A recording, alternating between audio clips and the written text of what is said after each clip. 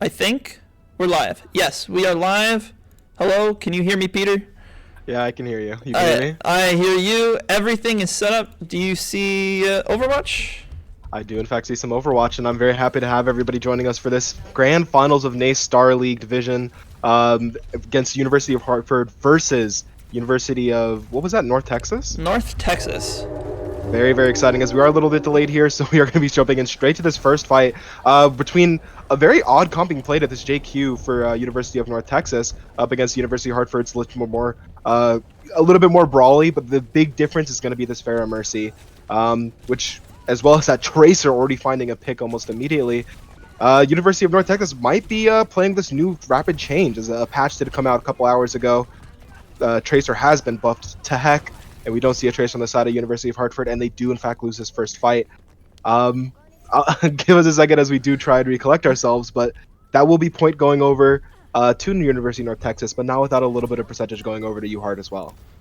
And it's going to be really interesting to see how both teams, not just UHart, but both teams, adapt to the enemy team. Specifically Tracer, there was a new patch that dropped today, day of finals, where Tracer got a monstrous buff, as well as slight changes to Kiriko, Junker Queen. Most people in this match, oh, what an instant kill by Cranky onto Ferno Blaze YT. Instant kill, 5v4 advantage for Hartford as the enemy Mercy is brought pretty low and stranded off on their own, and 5v3 Hartford looking to just run this down main and finish this fight off cleanly off the back of a Cranky kill on the enemy Pharah. And that was an incredibly pivotal first fight kill there. And the Pharah is just coming back, trying to poke out a little bit. JQ just trying to spend a little bit more time on this point, but going to be throwing themselves off this edge if they can, actually. Maybe for a soft reset.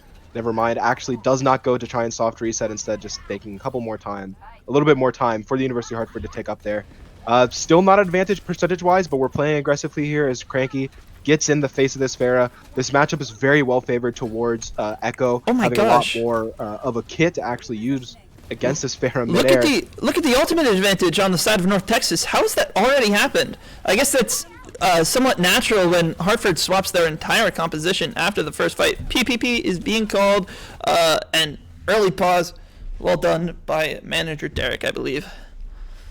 And yeah, sounds weird to talk about, but definitely manager Derek has been getting a little bit faster with those, and that was probably the fastest pause I think I've seen all season. So definitely very helpful to try and keep some of the how would you call it, collegiate nature, and make this as professional as possible. And Making sure everybody has the equal ability to deal with disconnects like that, as we do see Ferno Blaze YT getting disconnected for some reason. And as you say, it helps keep it competitive, right? Now let me see. I apologize for the semi-scuffed nature of what is going on here, but I'm working from a new location, so this may or may not do what I'm trying to have it do. How's that look? How does what look? There we go. I have it fixed. It is working. You see our lovely faces. Extremely scuffed is that's my phone on a second Discord account. But it works. We're here. You love us. Our smiling faces every day. Casting Overwatch.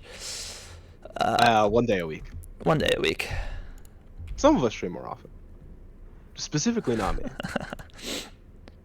Why did that not work? It's very interesting to see, however. I hope that a timer did get officially started. For a game of this caliber, like we said earlier, trying to keep it as professional as humanly possible, it'll also be important to do things such as rulebooking. I don't personally know the rulebook based off of pauses or any sort of wasted time, but we also started off rather late here today, so for the University of Hartford, obviously to get the stream up, so we thank you as well as the University of North Texas team for abiding by us getting here so late to get this stream set up and everything.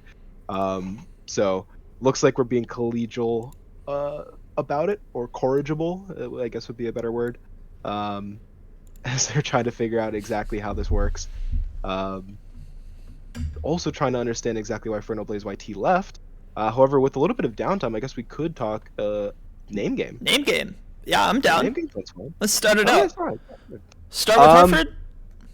yeah, let's start with Hartford. One. Honestly, they always come in as like the lower seed when it comes to name game, and to just give you a brief background on exactly what the name game is.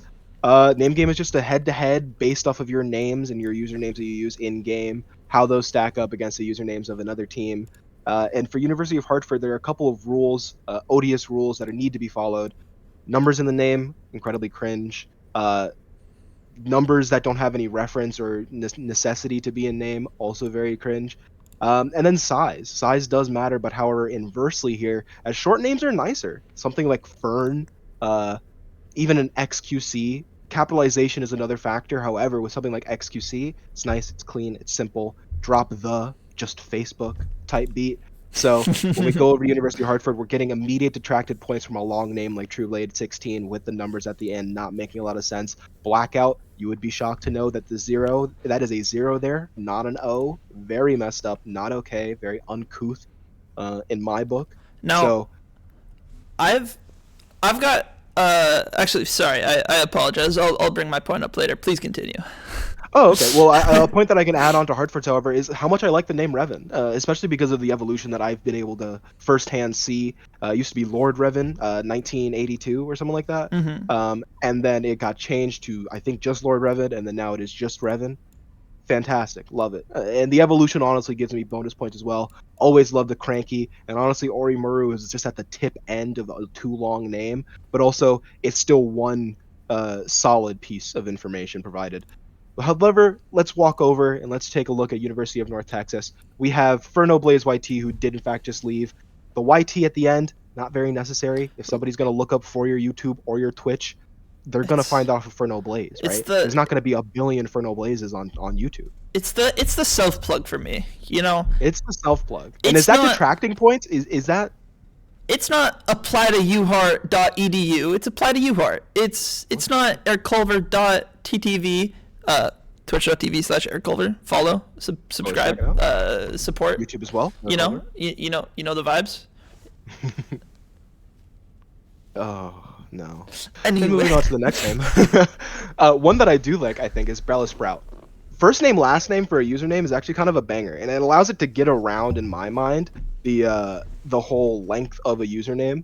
Bella Sprout, I don't think it's a reference to Bella Porch, but I've been listening to a lot of Bella Porch's music recently. Honestly, really good, like fire artist, TBH. Don't think it's a reference to that, but Bella Sprout as a name, damn, I could see my kids in the future being named Bella Sprout. That's a banger name. Definitely enjoy that one. Then we get to the name I think I like the most on this. Actually, the two names I might like the most. Fez and Uni. 3 letters. Clean. Easily pronounceable. It's clean. Singular syllable. It's clean. Yeah. It's clean. Those are good and names. Uni has so many names, or so many meanings to it. It could be uni as in one, universal, university. There's so much to it. And I love a Fez. I used to own a Fez. I don't anymore, but it was my favorite piece of headgear besides like an afro. It's solid. Fezes are nice hats.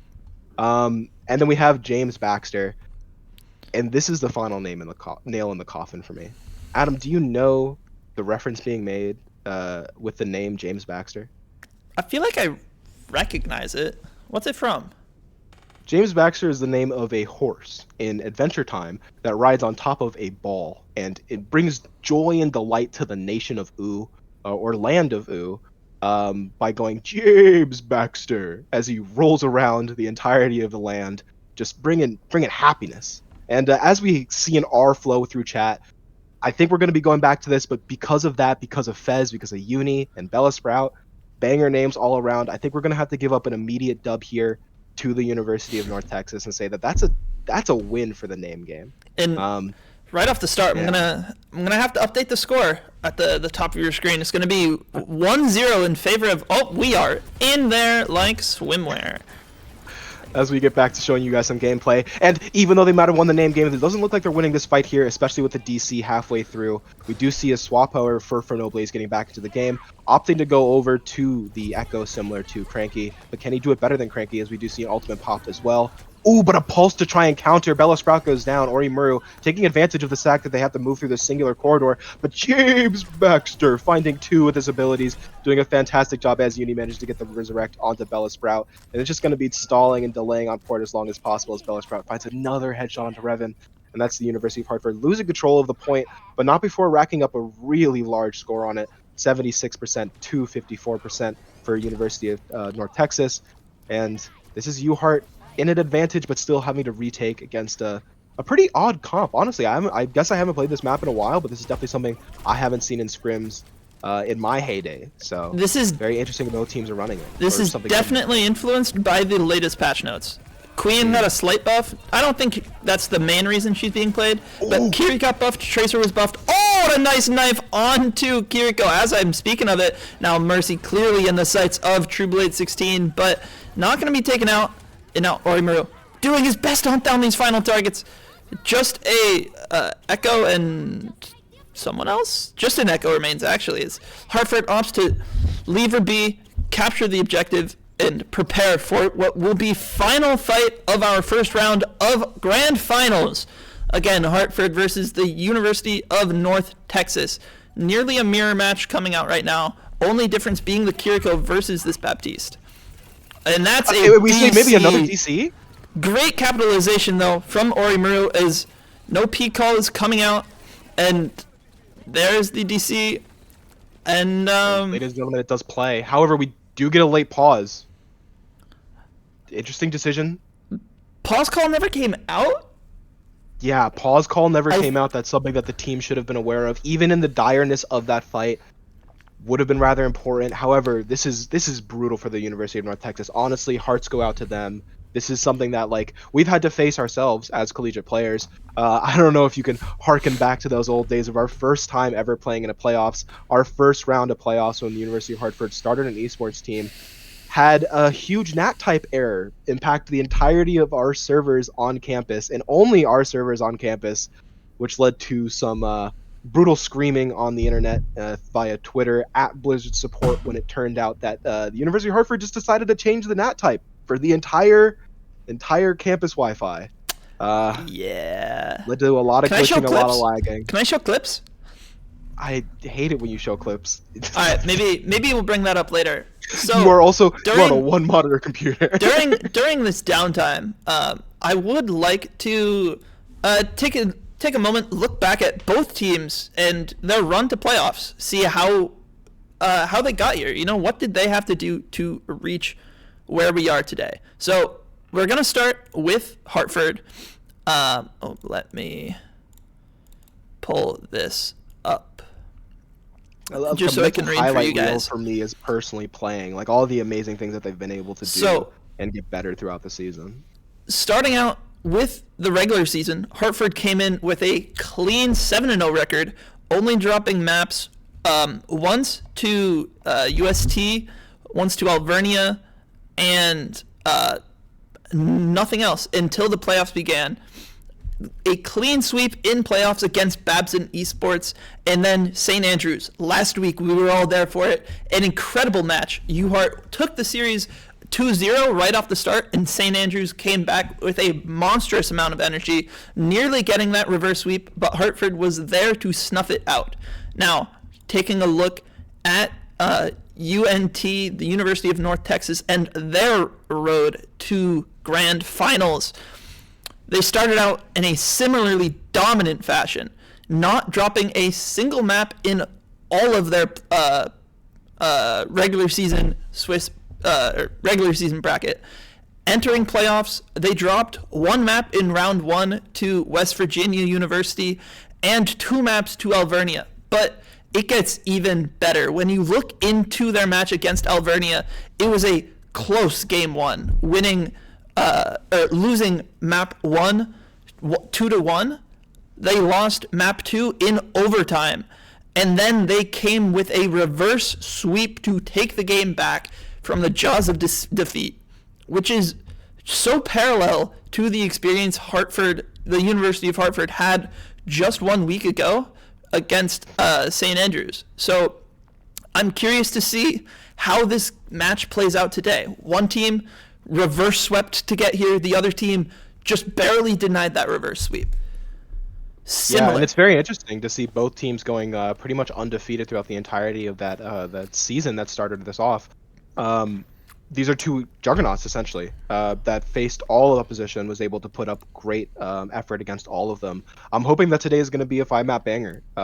As much as I hope that it's going to be a 5-map banger, I also want University of Hartford to win, and I will show my bias straight on my sleeve as a former alumni of University of Hartford. But beyond that, I think that this is one of those games that, very similar to last week, although it was unexpected, could go the distance. And I feel like last week's example for both teams could give them both a little bit of an understanding of exactly how to deal with those downtrodden situations. These are situations that they haven't faced in the regular season. They haven't been able to deal with them or coach them or VOD review those instances until last week. So not only with last week giving them the pressure that they needed to be able to learn and adapt and overcome those downtrodden situations, but as additionally to that, they're also adapting to a brand new patch that came out less than 4 hours ago. So both the University of Hartford, both the University of North Texas are here to show their adaptability, their survivability, their ability to think on their feet and with those twinkle toes dance their way to victory in this final dance for both teams. It's going to be an incredibly impressive effort for both sides. However, I do think it's important to talk about the elephant in the room. The reason why you're looking at our beautiful faces right now, they're having some internet troubles. And that's scary. That is tough to deal with because it's taking all of this practice and thought process and strategizing that has happened outside of the game, everything that you thought you had in hand, and just tossing it away at the last second by an act of God. Because, God runs the internet. It doesn't matter how well prepared you are for a game if you just simply can't physically play it, right? If you're pressing WASD but it's not controlling your character properly, it's purely rage-inducing.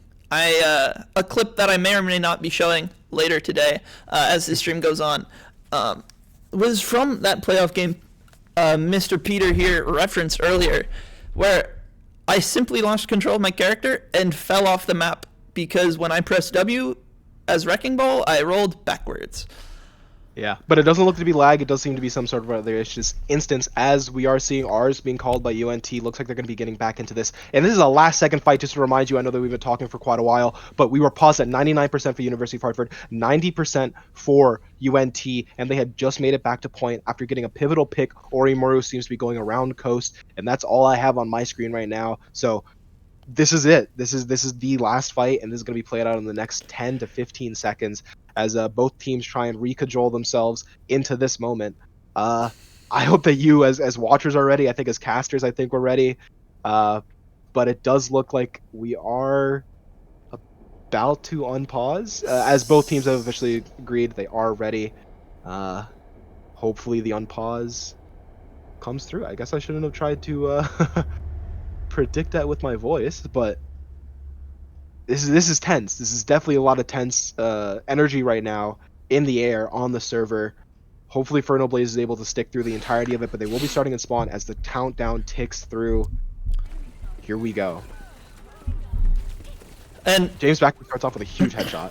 Orimaru here on this Tracer, trying to finish off these targets with the assistance of his team. Tracer, Fez versus the onslaught of Revan, Cranky, and Orimaru. Fez is unable to fall, brought dangerously low. Ferno Blaze, the lone survivor, is Cranky and Orimaru working together, take him out. Lucio coming back for the stall, taken out. Just a Mercy remains, surely no one else. Doomfist denied with a great boop from Blackout, and Hartford manages to hold on to the one fight after the chaotic disconnect.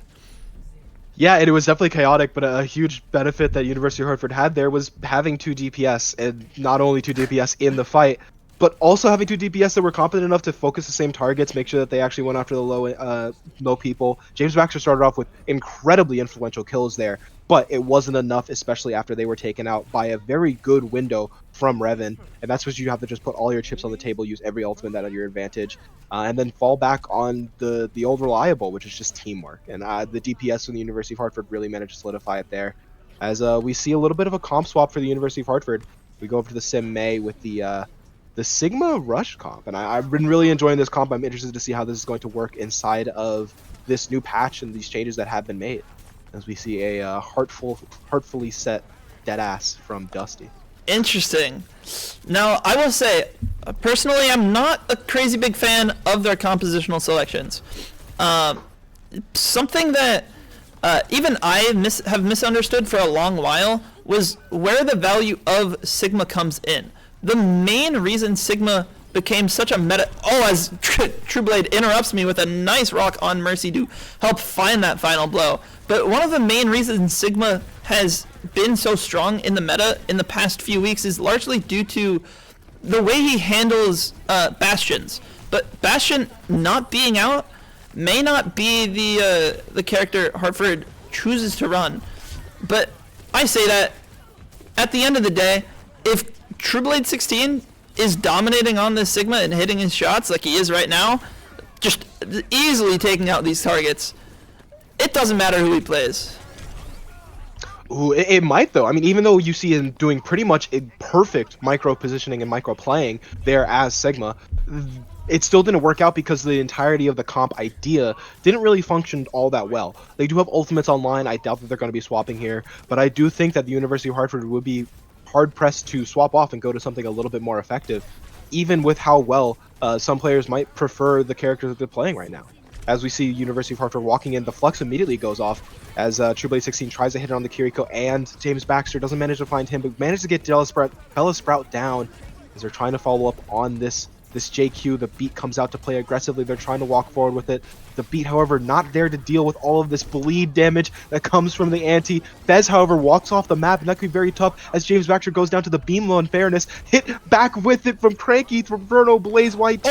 Also hits the beam of unfairness. That was a massive and that's a lot res. of advantage for UNT. That was a massive res coming out from Uni during their Valkyrie. Is Hartford gonna be in a dangerous spot here? And if they keep trying to run this comp against the complicated poke, and there we are, we actually do see swaps starting to come out. Cranky opting to go for this Echo Mirror, which I love to see. And look at the aggression here. This is always a decision that Pharahs as well as Echoes have to make when they're actually on with pocketed, is do you go after the equally pocketed Echo on the other side? At the very least, you're keeping them distracted, preventing them from helping out in any other instances. Trueblade 16 walks in, gets Fez, asks 0 questions, and then leaves for his next target. And that Kiriko's incredibly low with no abilities. Bella Sprout brought down as well by Revan. And they're going to try and clean up this point as we haven't even seen or heard from the Echo in a second. Dude, I don't know. How did this happen? I think, simply put, neither Echo did anything in that fight other than distract each other, which is monstrous value for the team that, you know, if your 3 other players are superior, that's exactly all Hartford needs, right? And now we do see Revan going for an early ultimate, and Orimaru, I think, just found a body shot on the Tracer. Yeah, hit a blip on him. Just one-shotting through that window, which monstrous value. Now, and that slows down the time here. We're at 84% for UNT. University of Hartford needs every second that they can get, and that's a fight that they have to completely reposition on. Now, ultimate online for Fernando Blaze. I keep calling him Fernando. I don't know. Don't call him his government name. His full name is Fernando Blaze. Now, Blackout in dangerous waters, but Cranky there to cover his back, nearly takes him out with good stickies, but Curious duplication comes out, looking for the rock on the Sigma, doesn't quite land. Sigma just going to town right now. Trueblade 16 doing his best to deny everything. Great res coming out from Blackout. Is pure chaos is happening on the battlefield. Is everyone flying every which direction, and I need to breathe. And yeah, and breathe you can, as Trueblade 16 managed to find Fez as well. James Baxter with that influential kill on the Revan, however, might be a lot here, as they're taking really good control over the point. Trueblade 16, the only one still there, goes down, and at 84%, this is a half-fight territory. They need to go into faster characters at University of Hartford if they want to be able to make it back here, but there's also really key ultimates online and getting close to being online with Copy Inferno with Inferno Blaze, as well as James Baxter having the rush available, or sorry, the JQ ult. He gets Ajax out of his ultimate! The ultimate was completely negated from Orimaru with a great kill by James Baxter. But he used Res. Res is used, Orimaru is back. One support down for both teams. This is so chaotic. Doomfist assassinates the Kiriko, but I don't know if Hartford has enough firepower left in the tank to salvage this fight. Revan trying to find a window, hits a great lamp, but it doesn't deploy just in time. Cranky does fall, and they're going to be going to round 3. Yeah, I mean, this is a map 5 Gigabanger incoming. You know what I'm saying? As University of Hartford doesn't manage to take this point, we are going to round 3. You could see exactly how well balanced these teams are, and it was an all-out fight there. Very interesting to see a lot of the fight dynamics and the strategies coming out from both teams here, as the University of Hartford opts to continue with this comp, but making one small swap to go over to the Bastion, which hasn't been nerfed at all. I think nerfed meta-wise, just based off of the prevalence of other characters, but the majority of those characters have been dive. So on a map that is so control or so brawl-centric, this could still be incredibly viable for the University of Hartford as they rush out on a little bit more of a classic version of this SIG comp.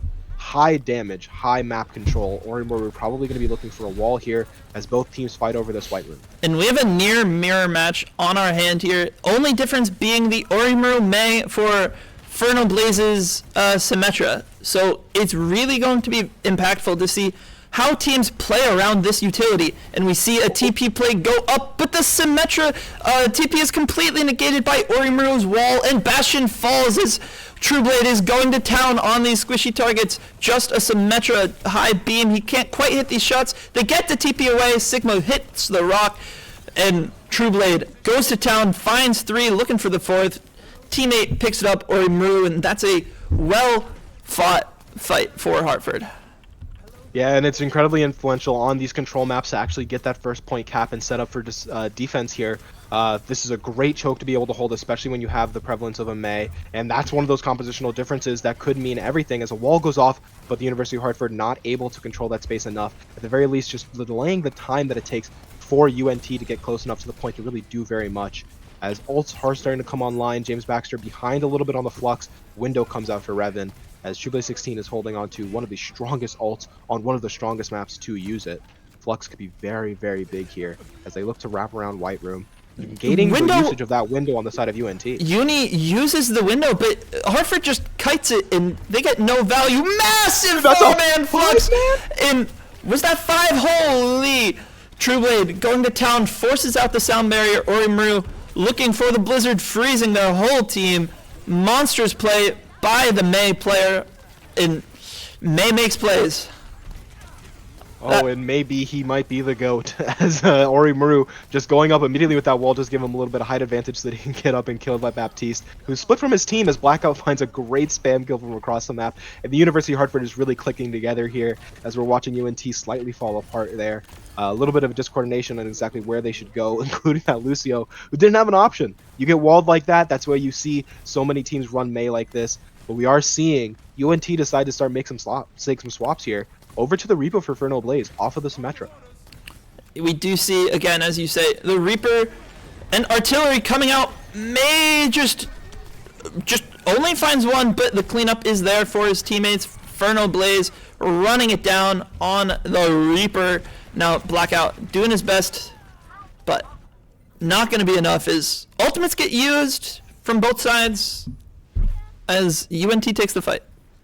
Yeah, and that's one ultimate for 2 ultimates there, with the beat coming in to negate not only the Bastion ult, but also the Sigma ult there. The University of Hartford making the good economical decision there when it comes to their overall ult economy. And they're just going to start pushing right back through. They don't have the ability to hold that space equally when they don't have the Mei. As a Carpet Bomb comes in, trying to cover all of Damascus, but it's not going to be able to find much as Cranky is taken down in the back line. However, Trueblade 16 takes out his contemporary. James Baxter, ball popped as much greater control. Reaper with no Wraith. Don't let him get the Mega. He got the Mega, but they have the point, and at 98%, that could be exactly what they need. University of Hartford, a key ultimate to deny the space off of the point very easily. Orimaru waiting, biding his time, instead going after this Reaper, but they're overtime. They might not even need the freeze here. The Wraith from the Reaper throws out the ult just to solidify it. Freeze comes out just for security as last touches come in. Baptiste surely not going to be able to touch, and Hartford takes map number 1 of Lijiang Tower in a decisive 3rd round. Yeah, we started off in a brutal fashion there. UNT not exactly getting a grip on it, largely because they had a very brutal DC at the beginning, but the University of Hartford managing to come back from losing the next map that we saw a very, very solid Echo and JQ play. So for the University of Hartford here, they kind of have to hope that they don't go towards maps that are going to be very prevalent towards that. And we haven't seen a real concerted dive from either team here, especially after a solid patch change with Tracer getting buffed, Winston getting buffed, and a couple other changes, including Hiriko. We could see this go either way here. Both teams playing incredibly well over the University of Hartford, taking map number 1 with Li Zhang going into their pocket. UNT is down 1 right now, but the University of Hartford still has a way to go. This is grand finals. Anything could happen, and these are the top 2 teams of NACE Star League. So don't tune out. Keep it right here. Keep your eyeballs peeled as we are looking towards some incredible games still to come. Also, as a caster, I'm doing everything I can not to say James Baxter as a horse, because that's how he says it in the show, and it's stuck in my brain now.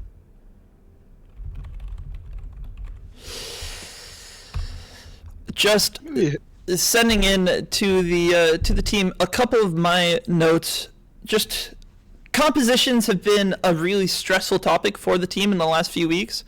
Just with the with the knowledge that there was going to be this update, nobody knew what to prepare, how to be ready, all of the above, and Hartford's showing up. As simple as that. I think they're adapting incredibly well, and even mid-fight. They're not necessarily adapting to the overall meta. Oh, they're not I am the host. Character that's working. So doing a lot of jobs here for the University of Hartford. Eric Culver, not only the coach, but the hoster and the caster. I mean, that's got to be a lot. And technically all of the production as well. Taking a lot onto his shoulders and doing a fantastic job at it as well. But this is interesting because University of Hartford is not just hard adapting to the meta, just going what they think is going to be meta dependent or meta necessary. Instead, they're just adapting to the situation at hand, which I think is a lot better of a circumstance to adapt to. As we saw the Echo swap on that second point of Li Zhang, I really enjoyed that from Cranky. I like the way that they played. I like the fact that they forced a 3v3, just making sure that the Echo was distracted, making sure that you just put yourself between you and the overall objective, was really, really influential for that fight win. They didn't win that map, or that round of that map, but they were able to do something and adapt to it and then stick with that idea throughout the rest of it. And even when the chips are down, the University of Hartford was able to find it, going 1-1 and able to finish off Control Center incredibly solidly. So I'm very excited to see how this team's brain continues to fire neurons and respond to all the stimuli that's happening, and come up with the new schemas that are actually going to be effective for them to execute on the big stage here. Because this is it. This is grand finals. This is the last opportunity for both of these teams to show what they got. And University of Hartford coming out early with a huge hit, going up 1-0 as we head into our second map, Hybrid. Is going to be King's Row. Now, I do want to take a little bit of time. Shout out people in chat. I see Super Hoopla, Unorthodox Kane, Nift, FPS, Huzzah for Biscuits? QTS? Yeah. Huzzah for Biscuits? Heck yeah. A little more bit of everyone coming in. And, oh, sorry, TC with the Ayo, what's good? Good to see you all. Thank you. We seem to be around 14 viewers right now. Lovely. And it's good fun. Good fun. A lot of good fun. I'm sorry, I keep on staring at the computer that's disassembled behind you in the back, and I really need to clean that up at some point. However, we are still looking at a couple of background stuff. Looking for attack or defense here. As University of Hartford making an important decision, attacking or defending first could be life-changing. However, Quite with literally. the way that they're playing right now, at the end of the day, it's going to come down to execution. And as much as it might be influential to attack or defend first, hey, this might be a hot take. I don't think it matters. I straight up don't think it matters. Your attack is going to be the same attack whether or not you do it first or second. You know what I'm saying? How are we feeling about this take? I think I would favor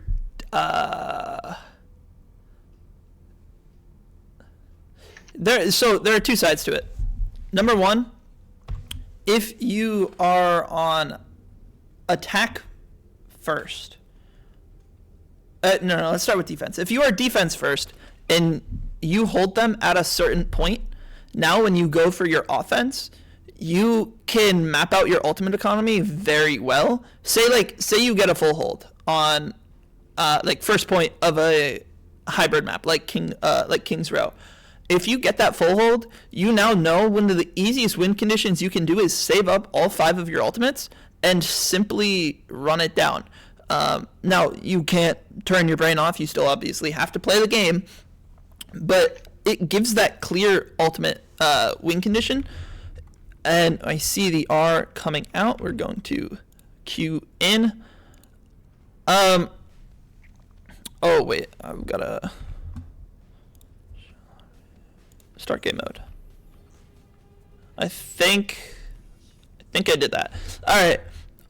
Now, on the other side, though, if you attack first and you only push it a certain distance, so you get held in the middle of streets, it now gives you a clear position where if we do the exact same, if we have the exact same amount of success as the other team did on their defense, but we simply hold 4 inches further forward, we're gonna win. So that is a slight advantage for the defending side, right?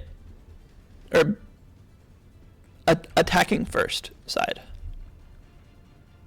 I definitely do. I think I see your argument, and I think that there's definitely been times in which I have felt, just based off of playing against a team, oh, I want to defend against these guys. Oh, I really want to attack against these guys. And I think it does come down largely to circumstances. However, I still hold fervently that whether you're blue, whether you're red, and not to make it political, it don't matter. We could find a little bit of purple in the middle, make it a little right. As the University of Hartford tries not to make it purple tonight. Tonight, they're just trying to make it blue team, as blue team is going to be defending here first as the University of Hartford set up on their SIG comp, their SIG hybrid, as the match has started, and we see Ramatra coming out, getting walled off immediately, just deciding to take a little bit of a side angle and try and group back up with his team. A lot of early cooldowns are forced out. Oh, but Orimaru finds himself in front of his team. This is dangerous waters for the May player of the University of Hartford. He has the May wall, and he chooses to go in. What an audacious play! And no, he didn't choose. He got booped. That was a great play from Bella Sprout, doing a fantastic job to boop them into the fight. And that could secure the entirety of the point. Reaper teleporting up on the high ground here as Cranky tries to disengage. But that's going to be first point going over as the attack is going very strong for UNT. And UHart has to back off of this defense and start going after streets. And Hartford, no doubt, they can hold very well. But something that's worth talking about is the Ramatra buff. It slipped a little quietly under the radar, but his primary fire in his standard form received a buff, as well as extra armor. They replaced some of his base health with armor, which allows him to be a little bit more survivable in these scrappy engagements. We see a great wall come out from Orimaru, slip Ferno Blaze completely on his own, and he gets taken out quickly. Hartford choosing to just run it down, try to find all of these stagger kills. They're looking for every single one they can get. A great wall may be all it takes. Is I'm going to take half a second to give this guy lobby owner. And it's all about delegating, folks. It's very important to rely on your friends and work as a team, regardless of whether or not you're playing the game or not. As we see a great team play here, coordinated by the UNT, as a window comes up out top, however, negated exactly by one singular ability. A wall comes up, but that's going to gain them a great cart presence, as, potentially the Blizzard's able to find some, but not as they get around the corner. Orimaru just deciding to go back, and they're just going to start continue holding around Book, and that's going to be effective for them. Another ultimate Flux miss! Doesn't find any either. Hartford struggling to find value with many of these just monstrous, cooldowns. And the Ramatra ult comes out, and the sound barrier used in return for the amplification matrix, and UNT cleanly winning yet another fight here. and then the entirety of a naked singularity running at them, holding his arms together, just deciding to suck them off and do as much damage as an entirety of a black hole. I mean, the University of Hartford couldn't do much there, especially after whiffing those very important ultimates. We would definitely love to see from the University of Hartford a little bit more of retorting to their ultimates, especially after wasting ones like that. You use two of these solid CC ultimates that you have to try and disengage from nothing happening. As the University of Hartford does exactly that, beating here. Oh, but they can't reach the touch! What a monstrous decision by Hartford to try and go for that, but I think Bella Sprout had another great boop, and oh, I had a mini heart attack as I thought 3 were going off the map there.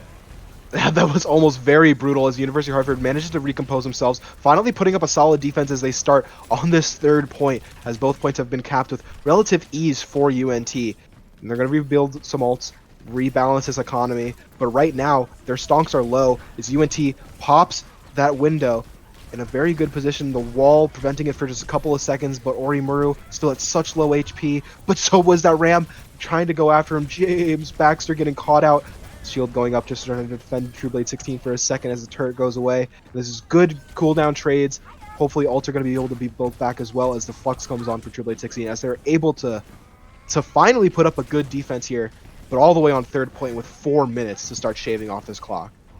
And an important swap that flew a little under the radar is Cranky on this Bastion now. It's going to give their team a lot more tank pressure. And that's why teams tend to run the Sigma over the Ramatra, is just their ability to handle the Bastion. But I say that True Blade goes in deep and he falls completely on his own. The Hartford now just going to do their best to run away with their lives as Cranky does fall. Oh, and a painful stagger as Revan does as well. And now one final fight remaining as True Blade switches over to the staple Doomfist. Yeah, and that's a huge staple. Oh, a great wall, however, combined with the ultimate Orimuru trying to freeze some people in the backline. Going to be combined here with a really well-timed 2-man artillery strike from Cranky. And the Blossom coming out gets negated by the Doomfist punch. Very large, as this is a retake that the University of Hartford can be incredibly proud of. As they'll have to make the pivotal decision right now with 1 minute shaved off. Do they go and make swaps? Are they afraid of a back cap? Are they going to leave one person there? As we see True Blade 16 answer all those questions, going to swap back over to the Sigma as he gets ready to continue this fight. And I will say the economy has rebalanced a little bit, but this annihilation could be everything. The window could help to negate it a little bit by providing a lot of damage, but that beat is going to get chewed through, and at the end of that beat, you're still going to have an annihilation going on. Oh, but Cranky with a huge pick to start off this fight. And this annihilation, as you were saying, it could be just fight winning on its own, or simply, like low value. All it takes is one good Maywall, either isolating him or separating him from Hartford, and that ultimate is just going to disappear. So, I'm curious to see how Hartford plays this next fight. Yeah, very, very curious as we're seeing University of Hartford slow down the pace here, and that's everything that the Sigma can do. Just try and slow it down a bit. Here comes the BAP window, providing a lot of forward damage, however, not able to keep True Blade 16 up, and without a tank in the front line, they're just going to face annihilation completely by themselves. Not a lot of pressure put up against topping this point, and with such these early deaths might, however, be able to allow for the University of Hartford to get back in a little bit more cleanly. True Blade 16 over onto the Doomfist once again.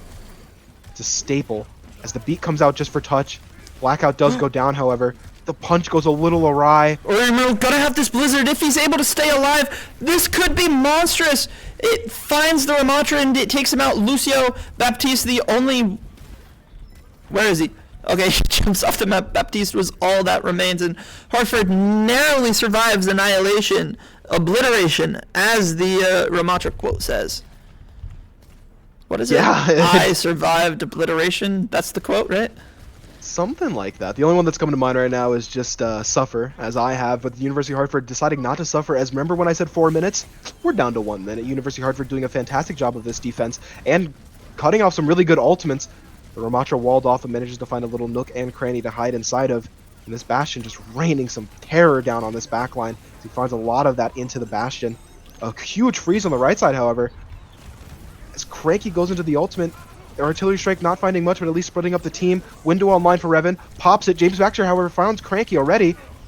Oh, and isn't able to heal up the Sigma. Once again, this is a dilapidated fight. The University of Hartford down so much. However, the stall could be huge here as we're just playing Fortnite. Walls abound as UNT looks like they're in control of this, but Orimaru just providing a little bit more time off the clock. If they can get to 0, they put themselves in a damn near unbeatable position. Yeah, and that's True Blade 16 back to try and bring it down to 0. That needs to be the major focus. Oh, but Cart ekes in, and with 2.8 seconds still on the clock, we will not be facing a drawable overtime. Instead, the University of Hartford giving up those last 2 seconds, giving it all they possibly could. But they went from a 4-minute time bank down to 2.8 seconds. That's pretty dang good. And they get to just, recollect their thoughts, come up with a good strategy to try and face this dastardly Ramatra that they keep on going up against, and just attack better. And the more time that they end up on the clock here is going to be everything. But they do have to finish with 3 if they want to continue this map. I have to say, from what I saw of that defense, there were only a few fights there were only maybe 2 fights that UNT was able to win. I felt both of them were largely off the back of the May from Inferno Blaze. The first one, I think simply Hartford did not recognize and adapt to the May swap. In their heads, they likely were still thinking around Inferno Blaze's Reaper, that they did not recognize the new variable of the May wall, and True Blade got caught by a well-placed wall.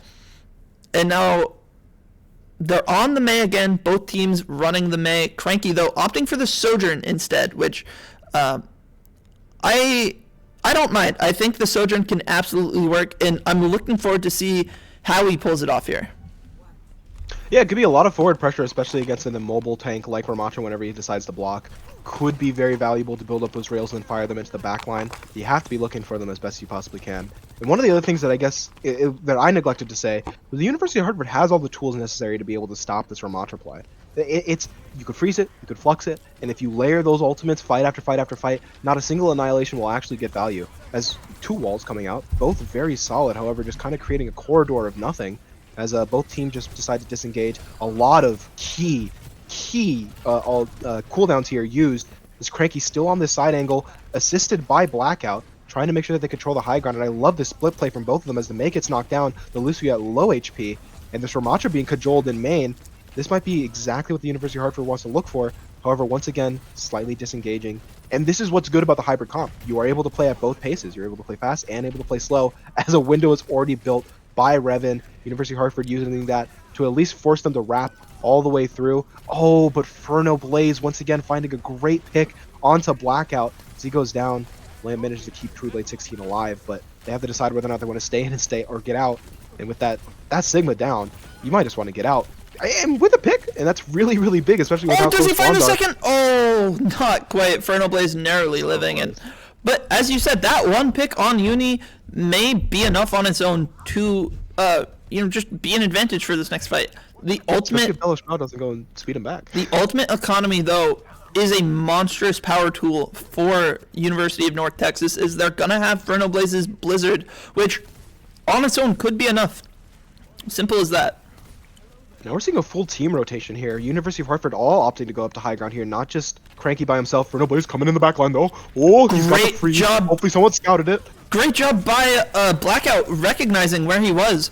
But, 2 people get froze. How is Revan not frozen there? Unbelievable Baptiste play. Just barely hiding out of this. True Blade lifts the Sigma up into the air and smacks him back down. Bastion gonna fall. Lucio and Baptiste, the only 2 remaining members.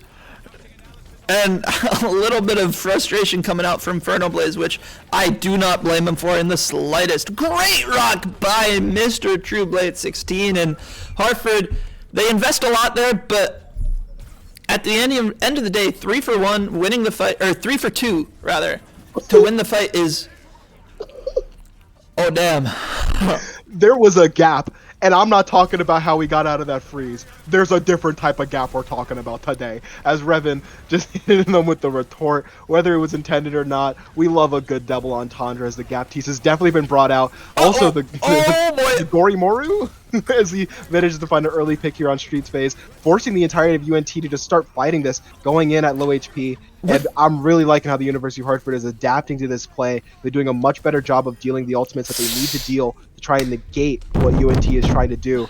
But the University of Hartford is playing really well right now. What's going on? I'm so mad. That was the easiest, most straightforward textbook opportunity to stagger, and they missed it. It's not the end of the world, right? But it breaks my heart to see is Hartford has a couple ults. They're going to have this overclock, which on its own might not be enough, but Trueblade building up his Gravitic Flux as well. Ultimate's online as well as Fez looking to go in deep with this Bastion turret, planting them, but not hitting the mark with much at all as Revan actually takes out Bella Sprout during that process. Trueblade goes for the ultimate, lifts 2 in the air. Uni taken out first, Ramatra gonna fall second, maybe not as a great Blizzard comes out, but oh, what a powerful off angle Cranky is on here, and gonna do the best he can. They are able to take out Fernal Blaze on the main before the sound barrier comes through, and their Bastion is still incredibly low. This is unbelievably winnable for both parties, and Hartford gonna opt to just disengage, which I think they just don't realize how low they are. Is they just go right back in. Cranky with this overclock, looking to make it magic happen, not quite hitting the shots that he needs, and does bring the Bastion to 1 HP again as Orimaru goes from spawn with the Bastion ultimate in pure chaos like always. James Baxter brought down as May and Baptiste, the only 2 alive for the University of North Texas, and surely Hartford is going to be able to clean this up. Wow, and that was heavy usage. Just like you said, it was chaos all around for both teams there, both having winnable situations, both having losable situations, but University of Hartford finally opting to just full send in there was absolutely necessary for them to do pretty much anything. As University of Hartford getting to 3rd point, they might not have a 4-minute time bank, but they definitely have some swagger on their sides. The way that they have been handling these points have been a lot more even-keeled than the more wishy-washy flip-flop that you've been seeing on the side of UNT. We're seeing some swaps as well. Fez opting to go over to the Reaper. Fernal Blaze opting to go over onto this May. Don't know how long that's actually been a thing. But Orimaru finding Uni immediately. This could be everything for this last fight. As, the Ramatra ult, however. James Baxter trying to find something with it. The speed manages to get them out. Unbelievably well played by Revan. Able to keep his Bastion up through that as his DPS are gonna pull down James Baxter from his high horse as he's trying to go deep with that ultimate. You like that? I like that a lot. And I really enjoyed that. Blizzard coming out, Fernal Blaze is gonna be able to freeze Trueblade, not enough sustain to keep him through it. Is ultimates are online for Hartford. They have a significant ultimate economy advantage. Hopefully not gonna get staggered out here though, as that's exactly what happens. Still, next fight would heavily favor Hartford if they're able to play their cards correctly. Yeah, I mean, you have so much here, and the University of Hartford, they have to keep on resetting mentally each single fight. It doesn't matter the amount of time that you've had on the board that you managed to negate. You have 1:30, you're still in an advantage, you still have the ability to cap the point here, and like you said, try not to layer the ultimates, try not to do too much at once, just go slowly and surely as they hit the flux onto the Ramatra. Low HP, break through the wall as well. Ramatra's still low, cooldowns being used, very necessary cooldowns. There's the beat as well. However, the University of Hartford's going to need a solid disengage. However, Cranky's already caught up in the ruckus. And since he's down, the Sigma's not able to get out either with a really well-timed wall. Just reset. Just reset. 1 minute left for the University of Hartford to attack here. Ultimate's still online. They didn't layer too many. And the economy is still swinging in their way very heavily right now.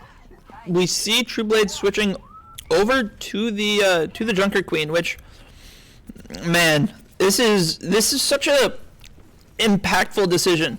I trust the Trueblade Junker Queen. I'll say that. I just think this may be a very difficult time to run it as there's so much damage coming in. James Baxter, though, brought incredibly low. Gonna get healed up through the amplification matrix of Uni and Orimaru. Going in deep. Beat used as well to keep his team up through the blizzard. Cranky has the overclock, nearly takes out Fernal Blaze, brought so low, but the supports from UNT are just doing everything as Fez is taken out before he can pull out the Death Blossom. Monstrous play. True Blade 16 with the swing of the axe. Orimaru just laying down the hammer, not letting Fez play the game the way he wants to play, and this is where the real challenge begins. Hartford at a significant alt disadvantage. They have a slight positional benefit over the other team as the attackers have to run out of their spawn room, but Death Blossom coming out from Fez doesn't find much. It does end up taking 1 and a second as Orimaru goes down to the shotguns, and Hartford is going to end up falling, and UNT take map number 2. Yeah, and just as we said, the ult layering was definitely something that they needed to play around. However, the University of Hartford, the fight after they did such a great job of only using 1 ult to engage, opt to use 3 almost immediately, both DPS ults as well as the beat. And that put them at a rather unwinnable position. They would have had to pull out some magic for that. And as we can see here, James Baxter doing a fantastic job on this Ramatra. Little unorthodox, not very often seen, but the University of Hartford not being able to adapt to it fast enough. And that could be everything. That is one of those things that we've been talking about all day. The meta really doesn't matter. You have to adapt to the circumstances that are necessary. And if you're going to continue to play this SIG comp, Ramatra works incredibly well against it. University of Hartford trying to find some sort of solution to it. Joker Queen exactly wasn't it, or it was just a little bit late to the party, as both teams here are going to continue to adapt, evolve, and overcome the situation as we do equalize here, with UNT and University of Hartford both having 1 map win underneath their belts. And I'm feeling a lot more confident about this 5-map Gigabanger call of mine from the beginning. We're looking at some amazing stuff from both teams here, both putting up incredible efforts. Hopefully the University of Hartford is able to bring it through and do their best here. So we're watching some replays, or at the very least I'm watching some replays due to this 90-second delay. That last fight was brutal, very difficult to overcome all of those ultimates, but new map, new ultimate economy, and new situation as University of Hartford decides, with the help of their coach here, which map is going to be best for them to actually play. This comp that they've gotten really used to. This was a long meta for them. It lasted pretty much the entirety of the season. Sigma Hybrid developed near the beginning of the season, halfway through it became incredibly prevalent, and the University of Hartford really mastering it by the end, but with a patch coming out the day of grand finals, everything is swinging in many different ways. You got multiple pendulums here clashing into each other, making a mess, kind of like those Russian toilet videos if you've ever seen them before. Honestly, high quality TikToks there. If you ever want to watch something go down the real rabbit hole. You got bottles full of pins falling downstairs, Russian toilet video, and fat Chinese baby. That's gonna be my 3 recommendations if you wanna unearth some stuff on the internet tonight. I'll be honest. So as you said, as soon as I zoned out, I was discussing with the team to help them prepare for the upcoming map. By the time I zoned back in, I heard something fat babies. Oh, fat Chinese baby. Fat Chinese baby. They're gonna kill him. They're gonna kill him.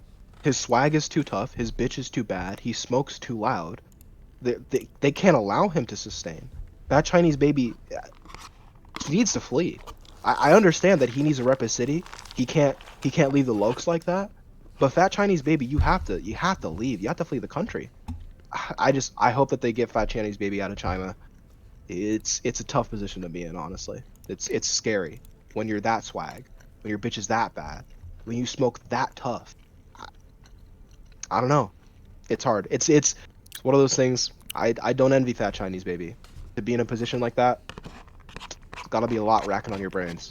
Besides all the bands you're making, it's just gotta be a lot of racks, man.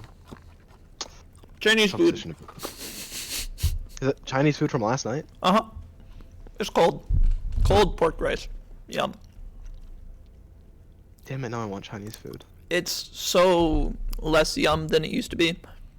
It's since it's cold, it's that stage where it's like dry and crunchy, but it's rice. It's not supposed to be crunchy, you know? And it sticks everywhere, and it's, you know the vibes. I know the vibes. I ate some of the Chinese food that I left on my desk this morning, I'll be honest. I'll stand up. I'll be brave. I woke up this morning. I rolled out of bed. I saw that there was food on my desk. I ate it. I rolled out of bed, and I ate it. You know those videos? No? That's all right. Okay. I definitely am not giving you enough of a reference for you to understand the reference. It's not on you, it's on me. Understandable. Hey, sorry, this just jumped into my brain. Do you know what holiday is today?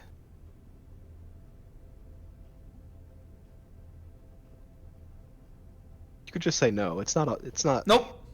it's not a major holiday. However, it is in America National Slap a Tall Person Day. So if you have any tall people in your life, slap them. There's not much more to this. Oh, stand up. Bro, look, I'm looming over my camera. I must be tall. Peter's looming a little bit more than me. I mean, I'm also closer to my camera, but I'm also like, this is my ceiling, and it's a small ceiling to be fair, but it's still a whole ceiling. I that mean, I am very easy to touch. It's angled. It is Ow. angled. That's not fair. That's not fair. Yeah. I I'm love not how- tall. Don't slap me. I love how chat's just saying, "What is bro cooking? What are you talking about?" I We wonder what they're are referring to. we are waiting for an ad break. Hey What were Peter, we talking about that many seconds ago? Peter, ad break. We're talking about the Chinese babies. Oh, I mean fat you. Chinese. So Peter, Yeah, do no, you have anything to say about this location here? Oh, that beautiful land center built inside of the Wilton Y at 404 Danbury Road inside of Wilton, Connecticut, ran by CT Esports Academy, a premier esports company inside of the inside of Connecticut, providing adolescent esports coaching and social clubs, including after school educational and social clubs for you to be able to join, learn a little bit, enjoy STEM, learn more, research more, and do a fantastic job at being an esports player, building up a career that could build towards collegiate stature that is incredibly impressive and necessary. If you want to be a future esports player, you can start at CT Esports Academy, now at Wilton YMCA Camera. in Connecticut. A fantastic opportunity in place where you can learn how to play on a team, get better at your game, work with collegiate coaches, and work on really high quality, multi-$1,000 costing PCs that we have beautifully set up and arranged in this fashion that Adam is beautifully showing off right now. As you can see in the middle, we do also have an area, also many QR codes for you to be able to scan. If you can scan that right now, you should do so. And check out our website. Find out more, register for a class, come in for an open house on weekends, and become the gamer that you are meant to be here at Connecticut Esports Academy. Humbly and very thankfully sponsoring this cast of NACE Star League's grand finals. Well, sorry, not final, but grand finals between the University of Hartford and University of North Texas.